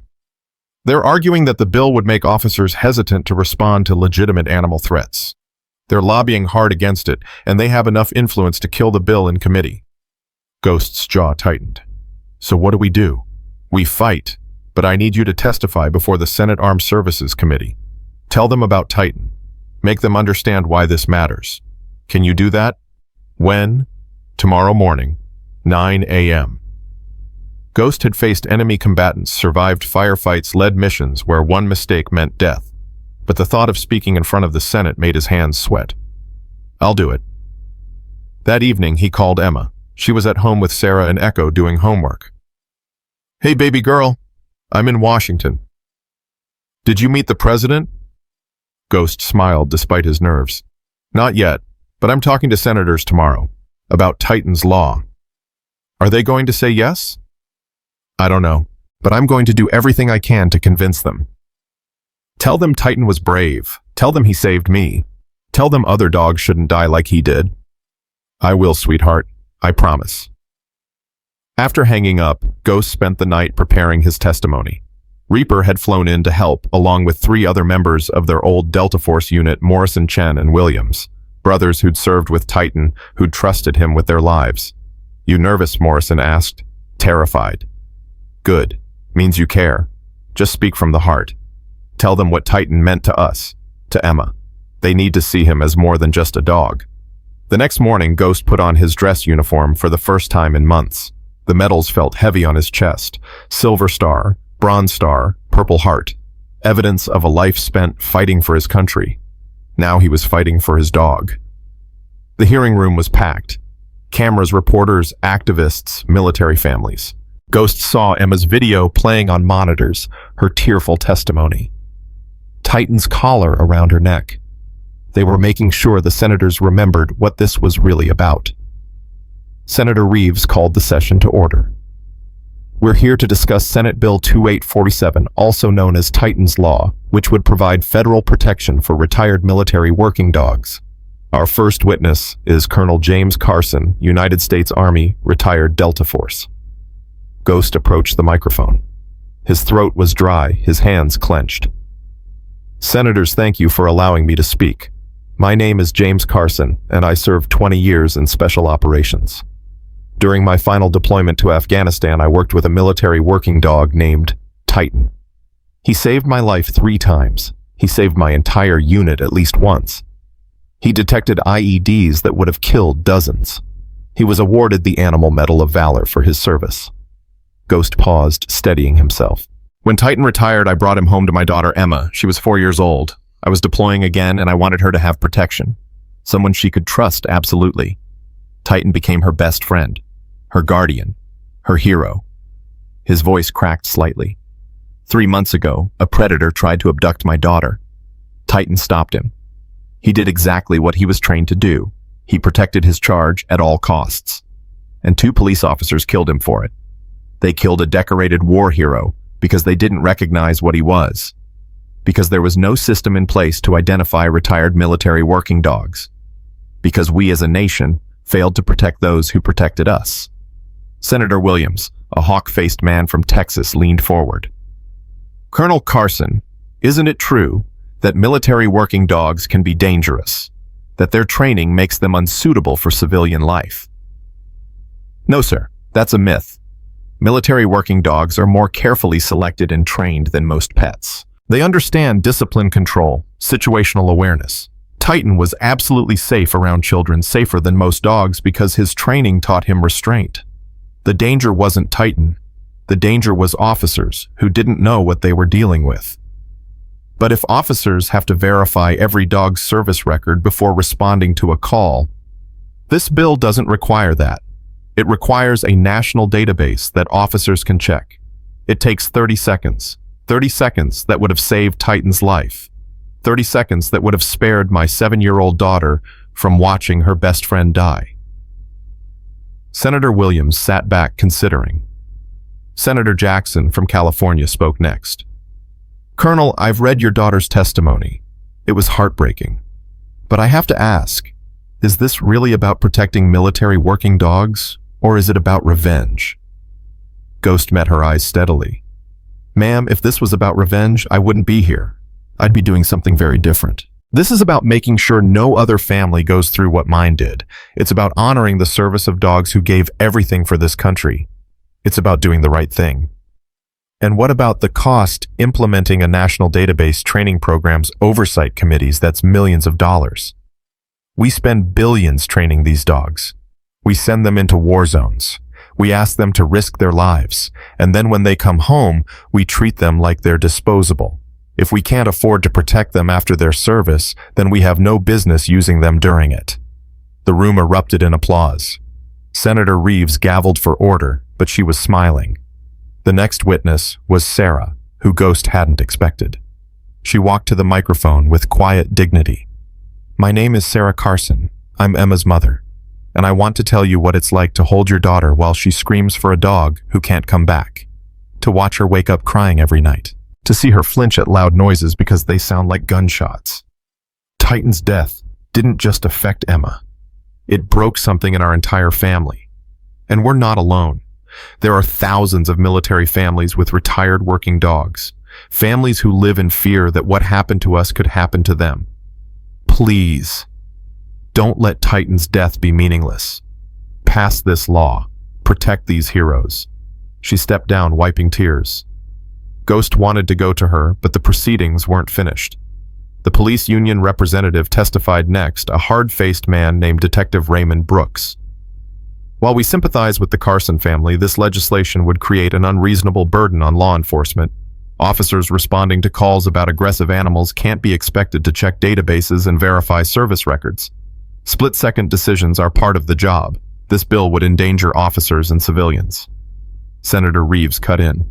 Detective Brooks checking a database takes less time than radioing for backup, less time than calling animal control. How is 30 seconds an unreasonable burden? It's not about the time, it's about the precedent. If we have to verify service records for dogs, what's next? Horses, emotional support animals. Where does it end? It ends with protecting war heroes, Ghost said, unable to stop himself. These aren't emotional support animals. They're soldiers. They have service records, commendations, military honors. They earned protection through blood and sacrifice. Colonel Carson, you're out of order. Am I? Because from where I'm sitting, the police union is more interested in protecting bad officers than good dogs. The room went silent.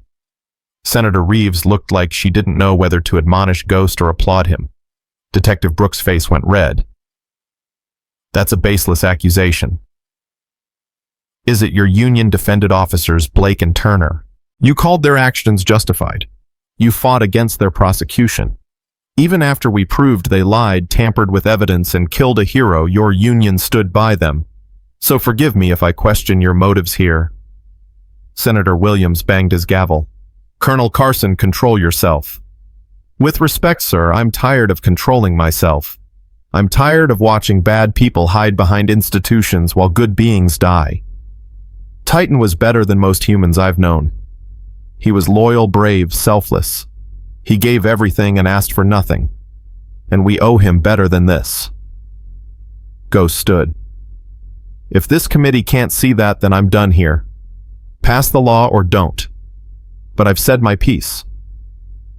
He walked out, heart hammering. He'd probably destroyed any chance of the bill passing. Lost his temper, broken protocol, made enemies of powerful people. Reaper caught up with him in the hallway.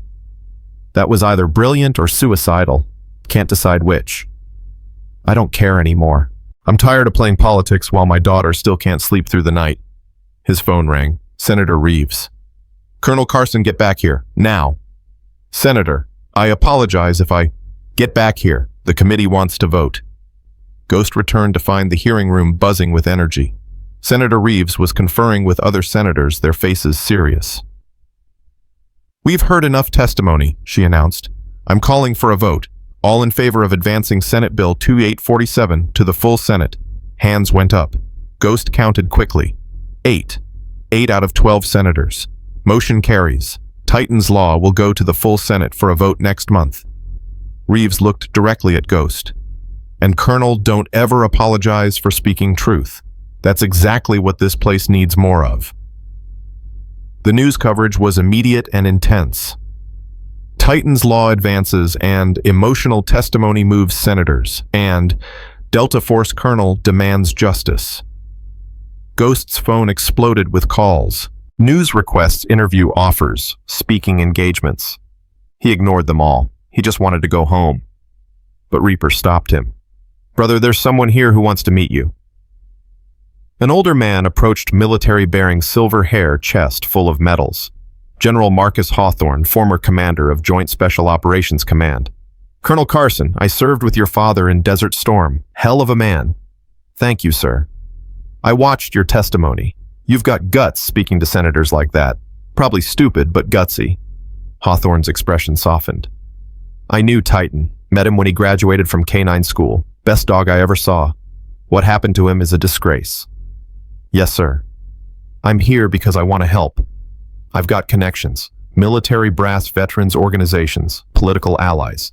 If you need anything to push this law through, you call me." "Understood." Ghost shook his hand. "Understood. Thank you, sir." "Don't thank me. Thank Titan. He's the one bringing us all together." Flying home, Ghost felt exhausted but hopeful. The fight wasn't over, but they were winning. Slowly, painfully, but winning. Emma met him at the door, Echo bouncing beside her. "Did you do it? Daddy? Did you tell them about Titan?" "I told them everything, baby girl, and they're going to vote on the law next month." "Will it pass?" "I think so. People are listening. Finally." That night, Ghost received an encrypted email from the anonymous detective who'd first leaked the corruption files. "You started something bigger than you know. 5 more officers resigned today rather than face investigation.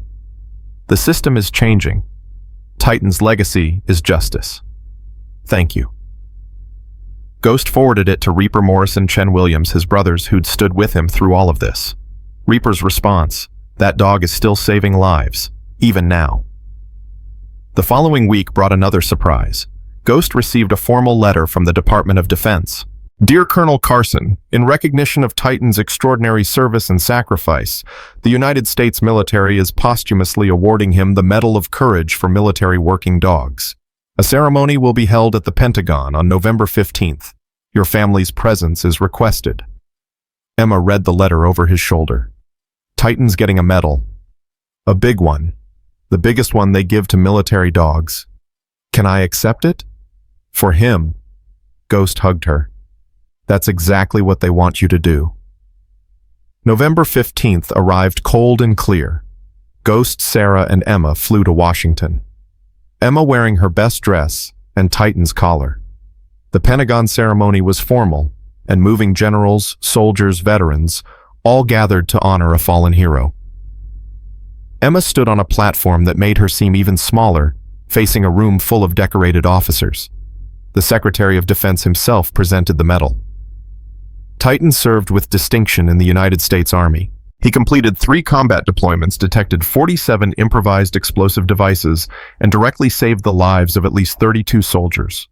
In retirement, he continued his service by protecting 7-year-old Emma Carson from an attempted abduction, sacrificing his life in the process. His courage reflects the highest ideals of duty, loyalty, and love. On behalf of a grateful nation, we honor Titan. Emma accepted the medal with trembling hands. The room stood in applause. Grown men, hardened soldiers, wiped tears from their eyes. At the microphone, Emma's voice was small but clear. "Titan was my best friend. He kept me safe when Daddy was away. And he saved me from a bad man even though it meant he got hurt. I miss him every day. But I'm glad everyone knows he was a hero now. Because he was. He really, really was." Standing ovation. Everyone on their feet. Ghost had to turn away to compose himself. After the ceremony, dozens of soldiers approached to share their own stories about Titan. He found the IED that would have killed my whole convoy. He pulled me from a burning vehicle in Kandahar. He once detected explosives that our equipment missed, saved 20 lives. Each story added another layer to Titan's legacy. He wasn't just Ghost's dog or Emma's friend. He was a guardian angel who'd touched hundreds of lives. That evening, they attended a private dinner with Senator Reeves and other supporters of Titan's Law. The mood was celebratory. Polls showed overwhelming public support for the legislation, and the Senate vote was scheduled for next week. "We're going to win this," Reeves said confidently. "The momentum is unstoppable." But Ghost had learned not to trust momentum. He'd seen too many missions fall apart at the last second. "Don't celebrate until the votes are counted," he said. Reeves smiled. Spoken like a true soldier. The night before the Senate vote, Ghost couldn't sleep. He stood in Emma's room watching her sleep with Echo curled beside her. The puppy had grown quickly, already showing signs of the protector he'd become. Sarah found him there. "You okay? What if it doesn't pass? What if we did all this and it's not enough? Then we keep fighting. But James, we've already won. Look at what you've accomplished. Corrupt officers in jail departments reforming the entire nation, talking about protecting service animals. Titan's death wasn't meaningless. You made sure of that. I just want Emma to see justice. Real justice. She already has. She saw her father fight for what's right. She saw bad people held accountable. She learned that one person, one little girl, and her dad can change the world. That's justice." The Senate vote took place at 2 p.m. the next day. Ghost watched the live stream in Senator Reeves's office. Emma beside him on video call from home. Senate Bill 2847 Titan's Law providing federal protection for retired military working dogs. The clerk will call the roll. Ghost's heart hammered with each name. Senator Adams. Yay. Senator Brooks. Yay. Senator Chen. Yay. 42 senators said yes, 18 said no, 20 abstained. The yeas are 42, the nays are 18. The bill passes. Ghost heard Emma scream with joy through the phone. Senator Reeves was cheering. Reaper pulled Ghost into a crushing hug. "You did it, brother. You actually did it." But Ghost wasn't celebrating yet. It still has to pass the House. Then the president has to sign it. It will. Trust me. After this momentum, it will. The House vote came 2 weeks later. 278 to 157. Another victory. All that remained was the president's signature. Ghost received a call from the White House. "Colonel Carson, the president, would like you and Emma present at the signing ceremony. Would December 12th work?" Would it work? Ghost wanted to laugh. His daughter was about to meet the President of the United States. "Yes, we'll be there." December 12th was bright and sunny, unseasonably warm. The White House lawn was set up with cameras, press, military personnel. Ghost wore his dress uniform. Emma wore a blue dress and, as always, Titan's collar. The president was younger than Ghost expected, with kind eyes and a firm handshake. He knelt to Emma's level. "You must be Emma. I've seen your video. What you went through was incredibly brave." "Thank you, Mr. President. Are you going to sign Titan's Law?" "I absolutely am. And you know what, I'm going to use a special pen, and after I sign it, I'm giving that pen to you, so you'll always remember that you and your dad changed history." The ceremony was brief. The president spoke about sacrifice service and the unbreakable bonds between soldiers and their working dogs. Then he signed the bill into law, each stroke of the pen deliberate and meaningful. With this signature, Titan's Law becomes the law of the land. Every retired military working dog in America is now federally protected. Harming one is a federal crime with mandatory minimum sentences. Police departments must maintain databases and train officers. And these heroes will finally receive the recognition they've earned. He handed the pen to Emma. "This is yours, because none of this happens without you being brave enough to tell the truth." Emma clutched the pen, tears streaming. "Thank you. Titan would be so happy. I think he is sweetheart. Wherever he is, I think he's very, very proud of you." The photo that went viral afterward showed Emma shaking the president's hand. Her small fingers clutched around the pen Titan's collar, visible around her neck. The caption read simply, "Justice." That night, Ghost and Emma sat in their backyard, under the oak tree. The medal from the Pentagon ceremony was now mounted beside the signed copy of Titan's Law in their living room. "We did it," Emma whispered. "We really did it. You did it, baby girl. You were brave enough to speak up. Everything else followed from that. Do you think Titan knows?" Ghost looked at the stars above, thinking about all the times he'd trusted his life to that dog, all the missions they'd run together, all the quiet moments when Titan had simply sat beside him, steady and loyal. "Yeah, somehow I think he knows, and I think he's proud of us." Emma leaned against him. "I still miss him." "Me too. Every day. But now when I miss him, I remember that he's protecting thousands of other dogs. He's making sure they're safe. That's what soldiers do. We protect those who come after us." Echo wandered over and laid his head in Emma's lap. The puppy would never replace Titan, but he carried forward the legacy of protection, of loyalty, of love. "Daddy, can we train Echo to be like Titan to help people?" Ghost smiled. "You want to turn him into a service dog?" "Yeah, for kids who are scared or sad. Kids like me who need a friend who won't leave them." "That's a beautiful idea, baby girl. Let's do it."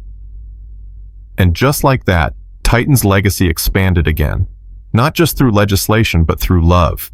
Through a little girl who'd learned that pain could become purpose, that loss could become growth, that one dog's sacrifice could change the world. Ghost looked up at the stars and whispered what he'd said so many times before. "Rest easy, soldier. Mission complete." This time, he almost believed it.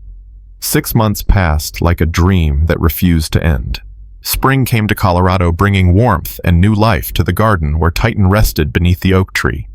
Emma planted purple wildflowers there, the kind that attracted butterflies.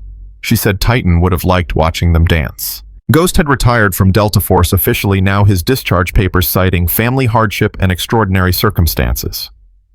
General Hawthorne had personally approved it, adding a commendation to his record that made Ghost's throat tight when he read it. Colonel Carson's final mission was his most important, protecting the protectors. The sentencing hearing for Blake and Turner had been postponed twice due to appeals, but finally the date arrived. Ghost drove to the courthouse with Emma beside him, both of them quiet. The media circus had died down somewhat, but cameras still waited outside. "Do we have to go?" Emma asked softly. "No, but I think we should.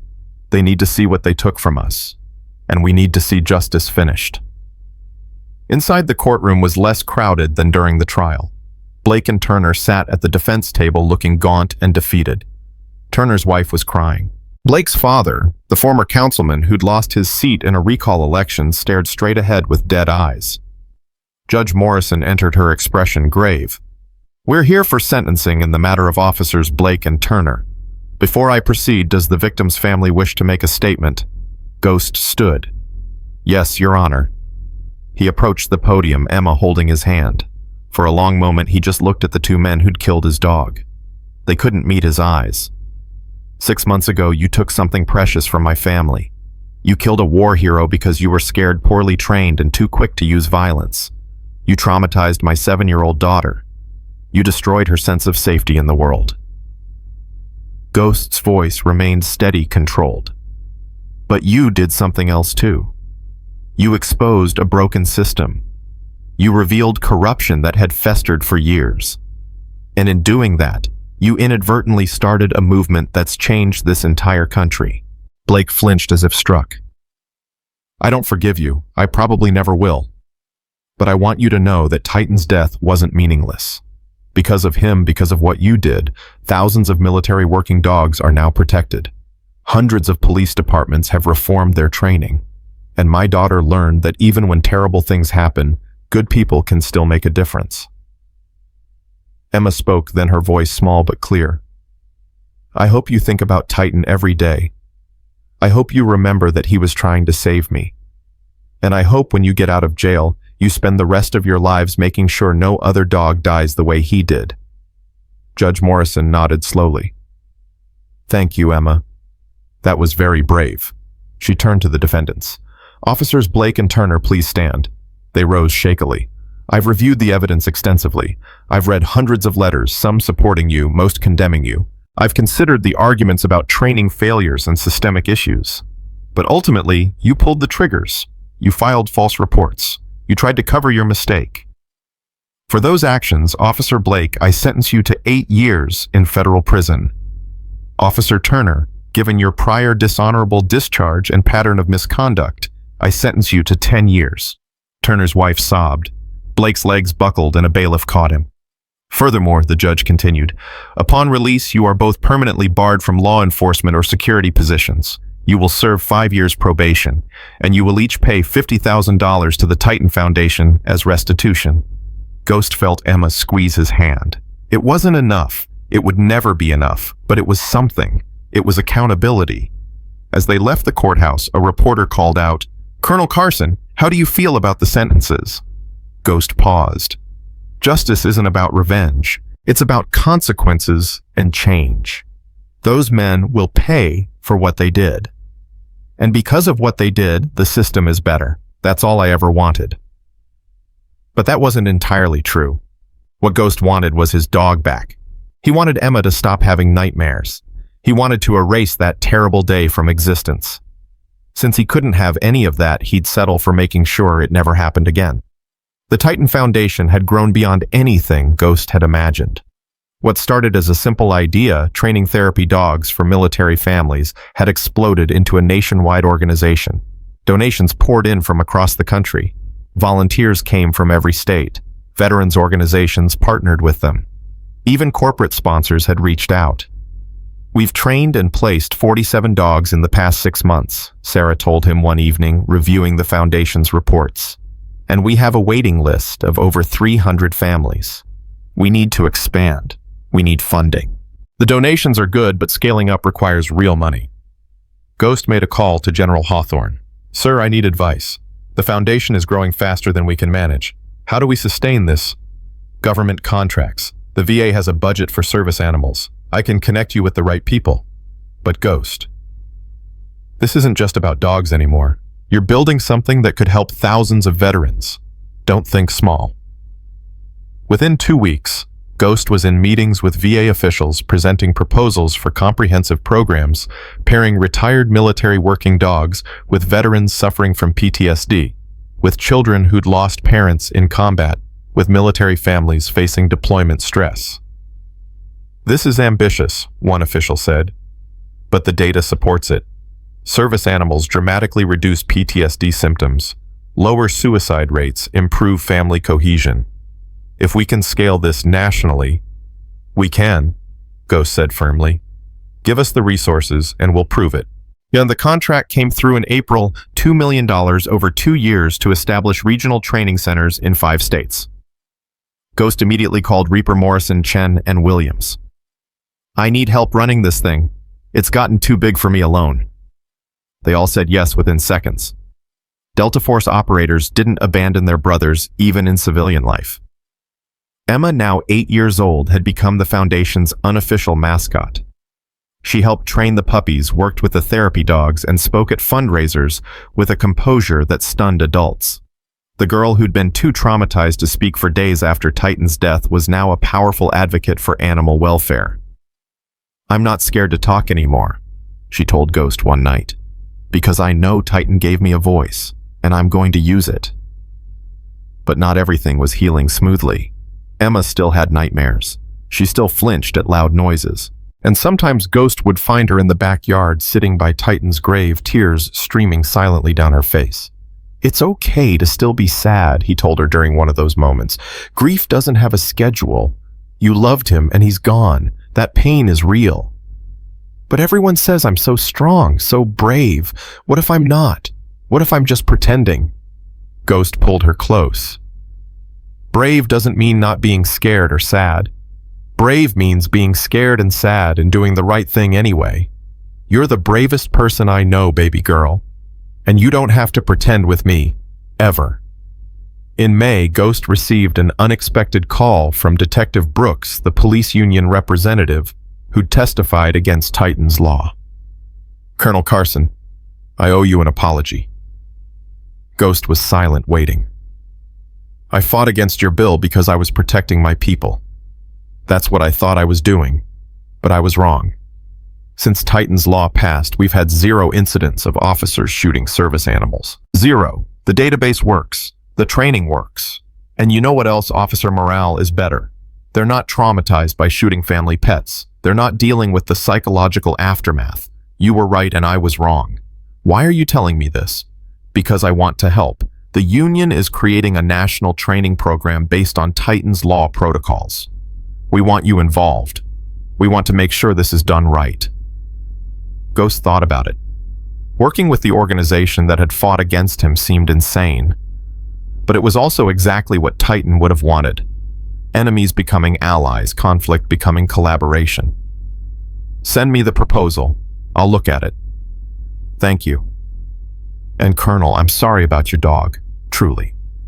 After hanging up, Ghost told Emma about the conversation.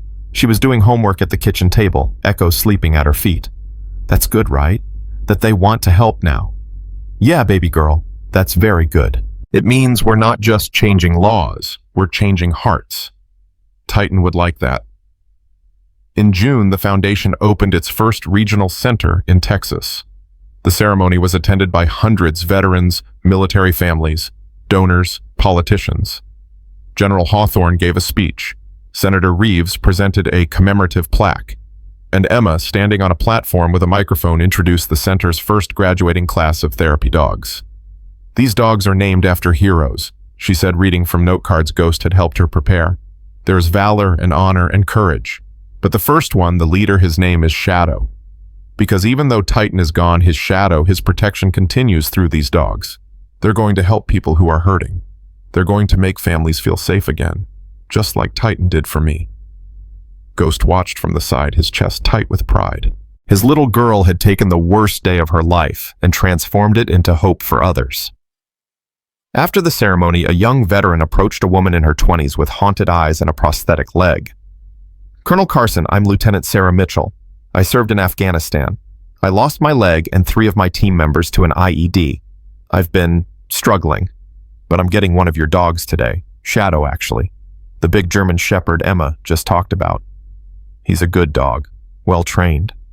I wanted to thank you for doing this, for turning your pain into something that helps people like me. Mitchell's voice broke. I've been thinking about ending it, for months now, but when I heard about the foundation about getting a service dog, it gave me something to hold on to, a reason to keep fighting. Ghost put a hand on her shoulder. That dog is going to save your life, Lieutenant, just like Titan saved mine more times than I can count. Take care of him, and he'll take care of you. I will, I promise. Watching Mitchell leave with Shadow, Ghost felt something shift inside him. This was why Titan had died. Not for nothing, not meaninglessly, but so that others could live. In August, Ghost received a letter that made him sit down hard. It was from Kenneth Horvath, the predator who'd tried to abduct Emma, written from federal prison. Colonel Carson, I know you have no reason to read this. I know I don't deserve your attention, but I wanted you to know that I'm glad your dog stopped me. I'm glad I'm in here instead of out there hurting children. I was sick. I am sick. But being locked up means I can't hurt anyone else. Your dog saved your daughter, but he also saved all the other children I might have hurt. I hope that brings you some peace. Ghost burned the letter. He didn't want Horvath's gratitude or his confession. But the man was right about one thing: Titan had saved more than just Emma that day. September brought another milestone, the 1-year anniversary of Titan's death. Ghost had dreaded this day, worried about how Emma would handle it. But she surprised him. I want to have a celebration, not a funeral, she said. Titan wouldn't want us to be sad. He'd want us to remember the good things. So they threw a party at the Foundation's headquarters. Military families came. Veterans came. The entire Delta Force team that had served with Titan flew in. Even Senator Reeves and General Hawthorne attended. They shared stories. Funny ones, heroic ones, tender ones. Morrison talked about the time Titan had stolen his lunch in Kandahar. Williams described how Titan had detected an IED seconds before their convoy would have driven over it. Chen got choked up remembering how Titan had stayed with him for hours after he'd been wounded, refusing to leave until medics arrived. That dog had more loyalty in one paw than most people have in their whole bodies, Chen said, raising his glass. To Titan, the best of us. To Titan, everyone echoed. Emma stood up, Titan's collar in her hands. I was little when Daddy brought Titan home. I was scared of him at first because he was so big.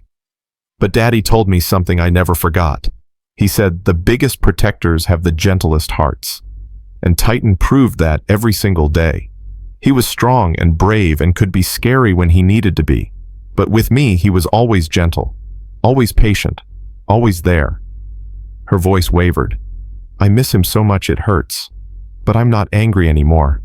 I'm grateful. Grateful I had him for 3 years. Grateful he loved me enough to die for me. And grateful that his story is helping other people and other dogs. That's what heroes do. They make things better even after they're gone. There wasn't a dry eye in the room. That night, Ghost and Emma stood by Titan's grave under the oak tree. The moon was full, casting silver light through the branches. Emma had brought flowers, purple ones naturally. Do you think he's watching us? She asked. I think if there's any justice in the universe, he is. And I think he's proud of what you've become. What about you? Are you proud of me? Ghost knelt beside her, cupping her face in his hands. Emma, I have never been more proud of anyone in my entire life. You took the worst thing that ever happened to you and turned it into something beautiful. That takes courage. I can't even comprehend. I learned it from you and from Titan. We learned it from each other, baby girl. That's what family does. They stood there in comfortable silence, the night air warm around them. Echo wandered over now, nearly full-grown, and pressed against Emma's legs. The puppy had become everything Ghost hoped: loyal, protective, gentle. A worthy successor to Titan's legacy. In October, Ghost received an invitation that shocked him. Blake and Turner had requested a meeting. Absolutely not, Sarah said immediately. You don't owe them anything. But Ghost was curious. What could they possibly want? The meeting took place at the prison in a stark room with guards watching. Blake and Turner sat across from Ghost, both looking years older than their actual ages. Prison had broken something in them. Thank you for coming, Blake said, his voice hoarse. We didn't think you would. I almost didn't. Why am I here? Turner spoke, his hands shaking. We wanted to tell you we're sorry, face to face. Not through lawyers or letters. We wanted you to see that we understand what we took from you. Do you, Ghost's voice was cold, do you really understand what it's like to watch your child's innocence die, to see her wake up screaming every night for months, to know that her best friend is gone because you were too scared and too poorly trained to do your job right? Blake flinched. No, we don't. We can't. But we're trying to understand. We've been taking classes: animal behavior, PTSD awareness, veteran services. We can't undo what we did, but we want to make sure when we get out, we spend our lives preventing it from happening to anyone else. Why should I believe you? You shouldn't, Turner said quietly. We don't deserve your trust or your forgiveness, but we're asking anyway. We're asking if there's any way we can help the Foundation. Any way we can contribute to Titan's legacy, even if it's just donating our prison wages or writing letters to support animal welfare legislation. Anything. Ghost studied them for a long moment. He saw genuine remorse in their eyes, genuine brokenness. They weren't the same cocky officers who'd shot first and asked questions later. Prison had humbled them. Guilt had destroyed them. And somehow, they were trying to rebuild themselves into better men. Here's what you're going to do, Ghost said finally. When you get out, you're going to volunteer at the Foundation. You're going to work with the therapy dogs. You're going to tell your story to every police academy that will listen. You're going to spend the rest of your lives making sure no other officer makes your mistake. Can you do that? They both nodded, tears streaming down their faces. And one more thing. You're going to write a letter to Emma apologizing, and explaining what you've learned. She doesn't have to forgive you. She probably won't. But she deserves to hear that you understand what you did wrong. We will. Thank you, Colonel. Thank you. Ghost stood to leave, then paused. I don't forgive you. Maybe someday, but not today. But I believe people can change. Titan taught me that he changed from a war dog into a gentle companion. If he could change, maybe you can too. Driving home, Ghost felt lighter somehow. Revenge hadn't healed him. Justice hadn't healed him. But offering the possibility of redemption that felt right. That felt like something Titan would have approved of. Emma read Blake and Turner's letters when they arrived a month later. She cried through both of them, then carefully folded them and put them in a box with Titan's collar and medal. I don't forgive them yet, she told Ghost, but maybe someday I will. Is that okay? That's perfect, baby girl. Forgiveness isn't something you owe anyone. It's something you give when you're ready. In December, on the one-year anniversary of Titan's Law being signed, the Foundation hosted its largest event yet, a national memorial service for all military working dogs killed in action. Hundreds attended, thousands watched online. And at the center of it all was a bronze statue, Titan standing proud and alert, a little girl's hand resting on his head. The inscription read, "In memory of Titan and all military working dogs who gave everything to protect those they loved. Their courage lives on in every life they saved, every family they protected, every heart they touched." Emma placed flowers at the statue's base, and Ghost stood behind her, hand on her shoulder. Reaper Morrison, Chen, and Williams flanked them, brothers in arms, standing together one last time to honor their fallen companion. He would have hated this statue, Reaper said quietly. All this attention. Yeah, Ghost agreed. He just wanted to do his job and eat his treats and sleep in the sun. Simple dog with a complicated legacy. The best kind. That evening, Ghost received one final surprise. A package arrived from the Department of Defense. Inside was a framed letter from the President. Colonel Carson and Emma. On behalf of the nation, thank you for your service and sacrifice. Titan's legacy will protect military working dogs for generations.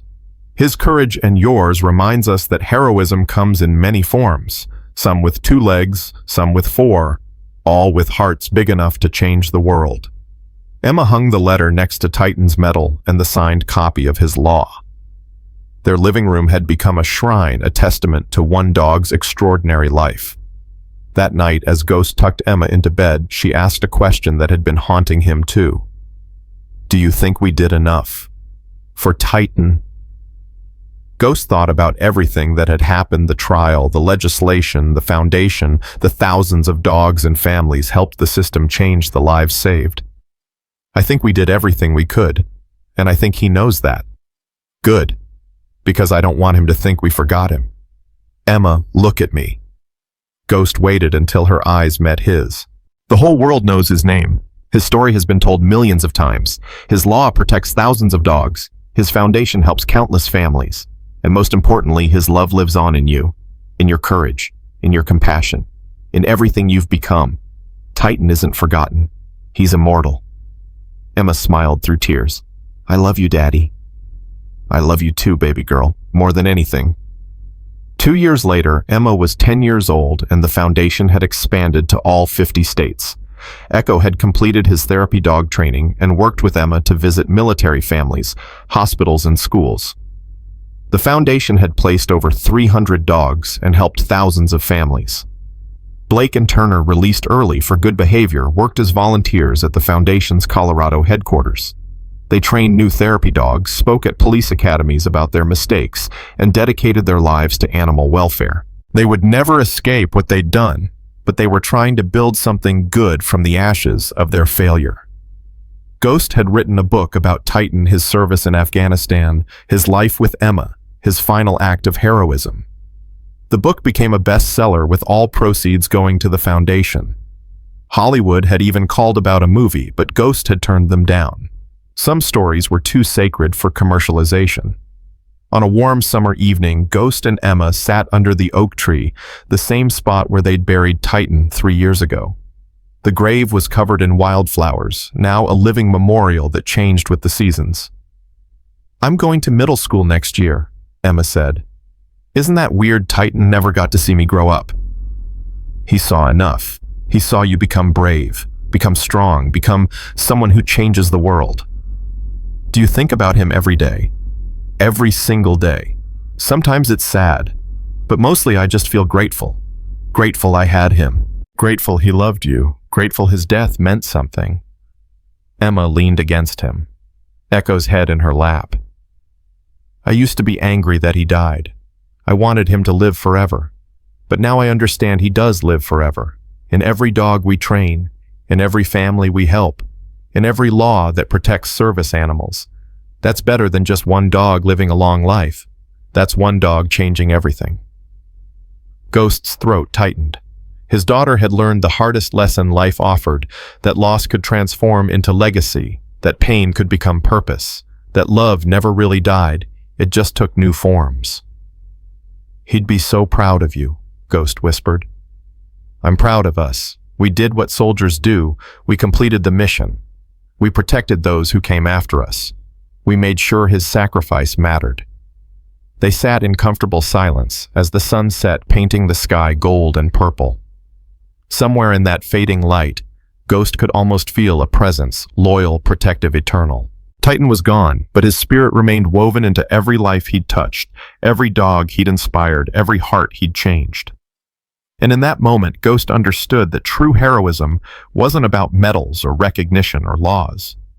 It was about love, fierce enough to die for loyalty, strong enough to last forever, and courage brave enough to turn tragedy into triumph. Titan had been all of that, and more. And because of him, the world was better. Because of him, thousands of dogs were safe. Because of him, a little girl had learned that even in the darkest moments, heroes existed. And because of him, one father had learned that some bonds transcend death itself. Emma kissed the top of Echo's head and touched the oak tree gently. Good night, Titan. Thank you for everything. We'll keep fighting for you. Always. Ghost rose beside her, his hand resting where they'd buried his partner, his brother, his friend. Rest easy, soldier. Your watch is over. We've got it from here. The wind rustled through the leaves, carrying with it the faint sound of a dog's bark, or maybe just a memory. Either way, it felt like an answer, like approval, like peace. They walked back to the house together, Emma's hand in his, Echo trotting faithfully beside them. The lights were warm inside Sarah, visible through the window, preparing dinner. Home, safety, love. Everything Titan had died protecting. Everything he would have wanted them to have. And as the last rays of sunlight faded and stars began to emerge, Ghost realized something profound. Heroes never truly died. They just became the light that guided others through darkness. They became the courage that inspired the afraid. They became the love that healed the broken. Titan had become all of that. And his legacy would endure forever, not carved in stone or written in books, but living and breathing in every dog that protected every family, that healed every heart that remembered. That was immortality. That was victory. That was love, and that Ghost knew with absolute certainty was enough.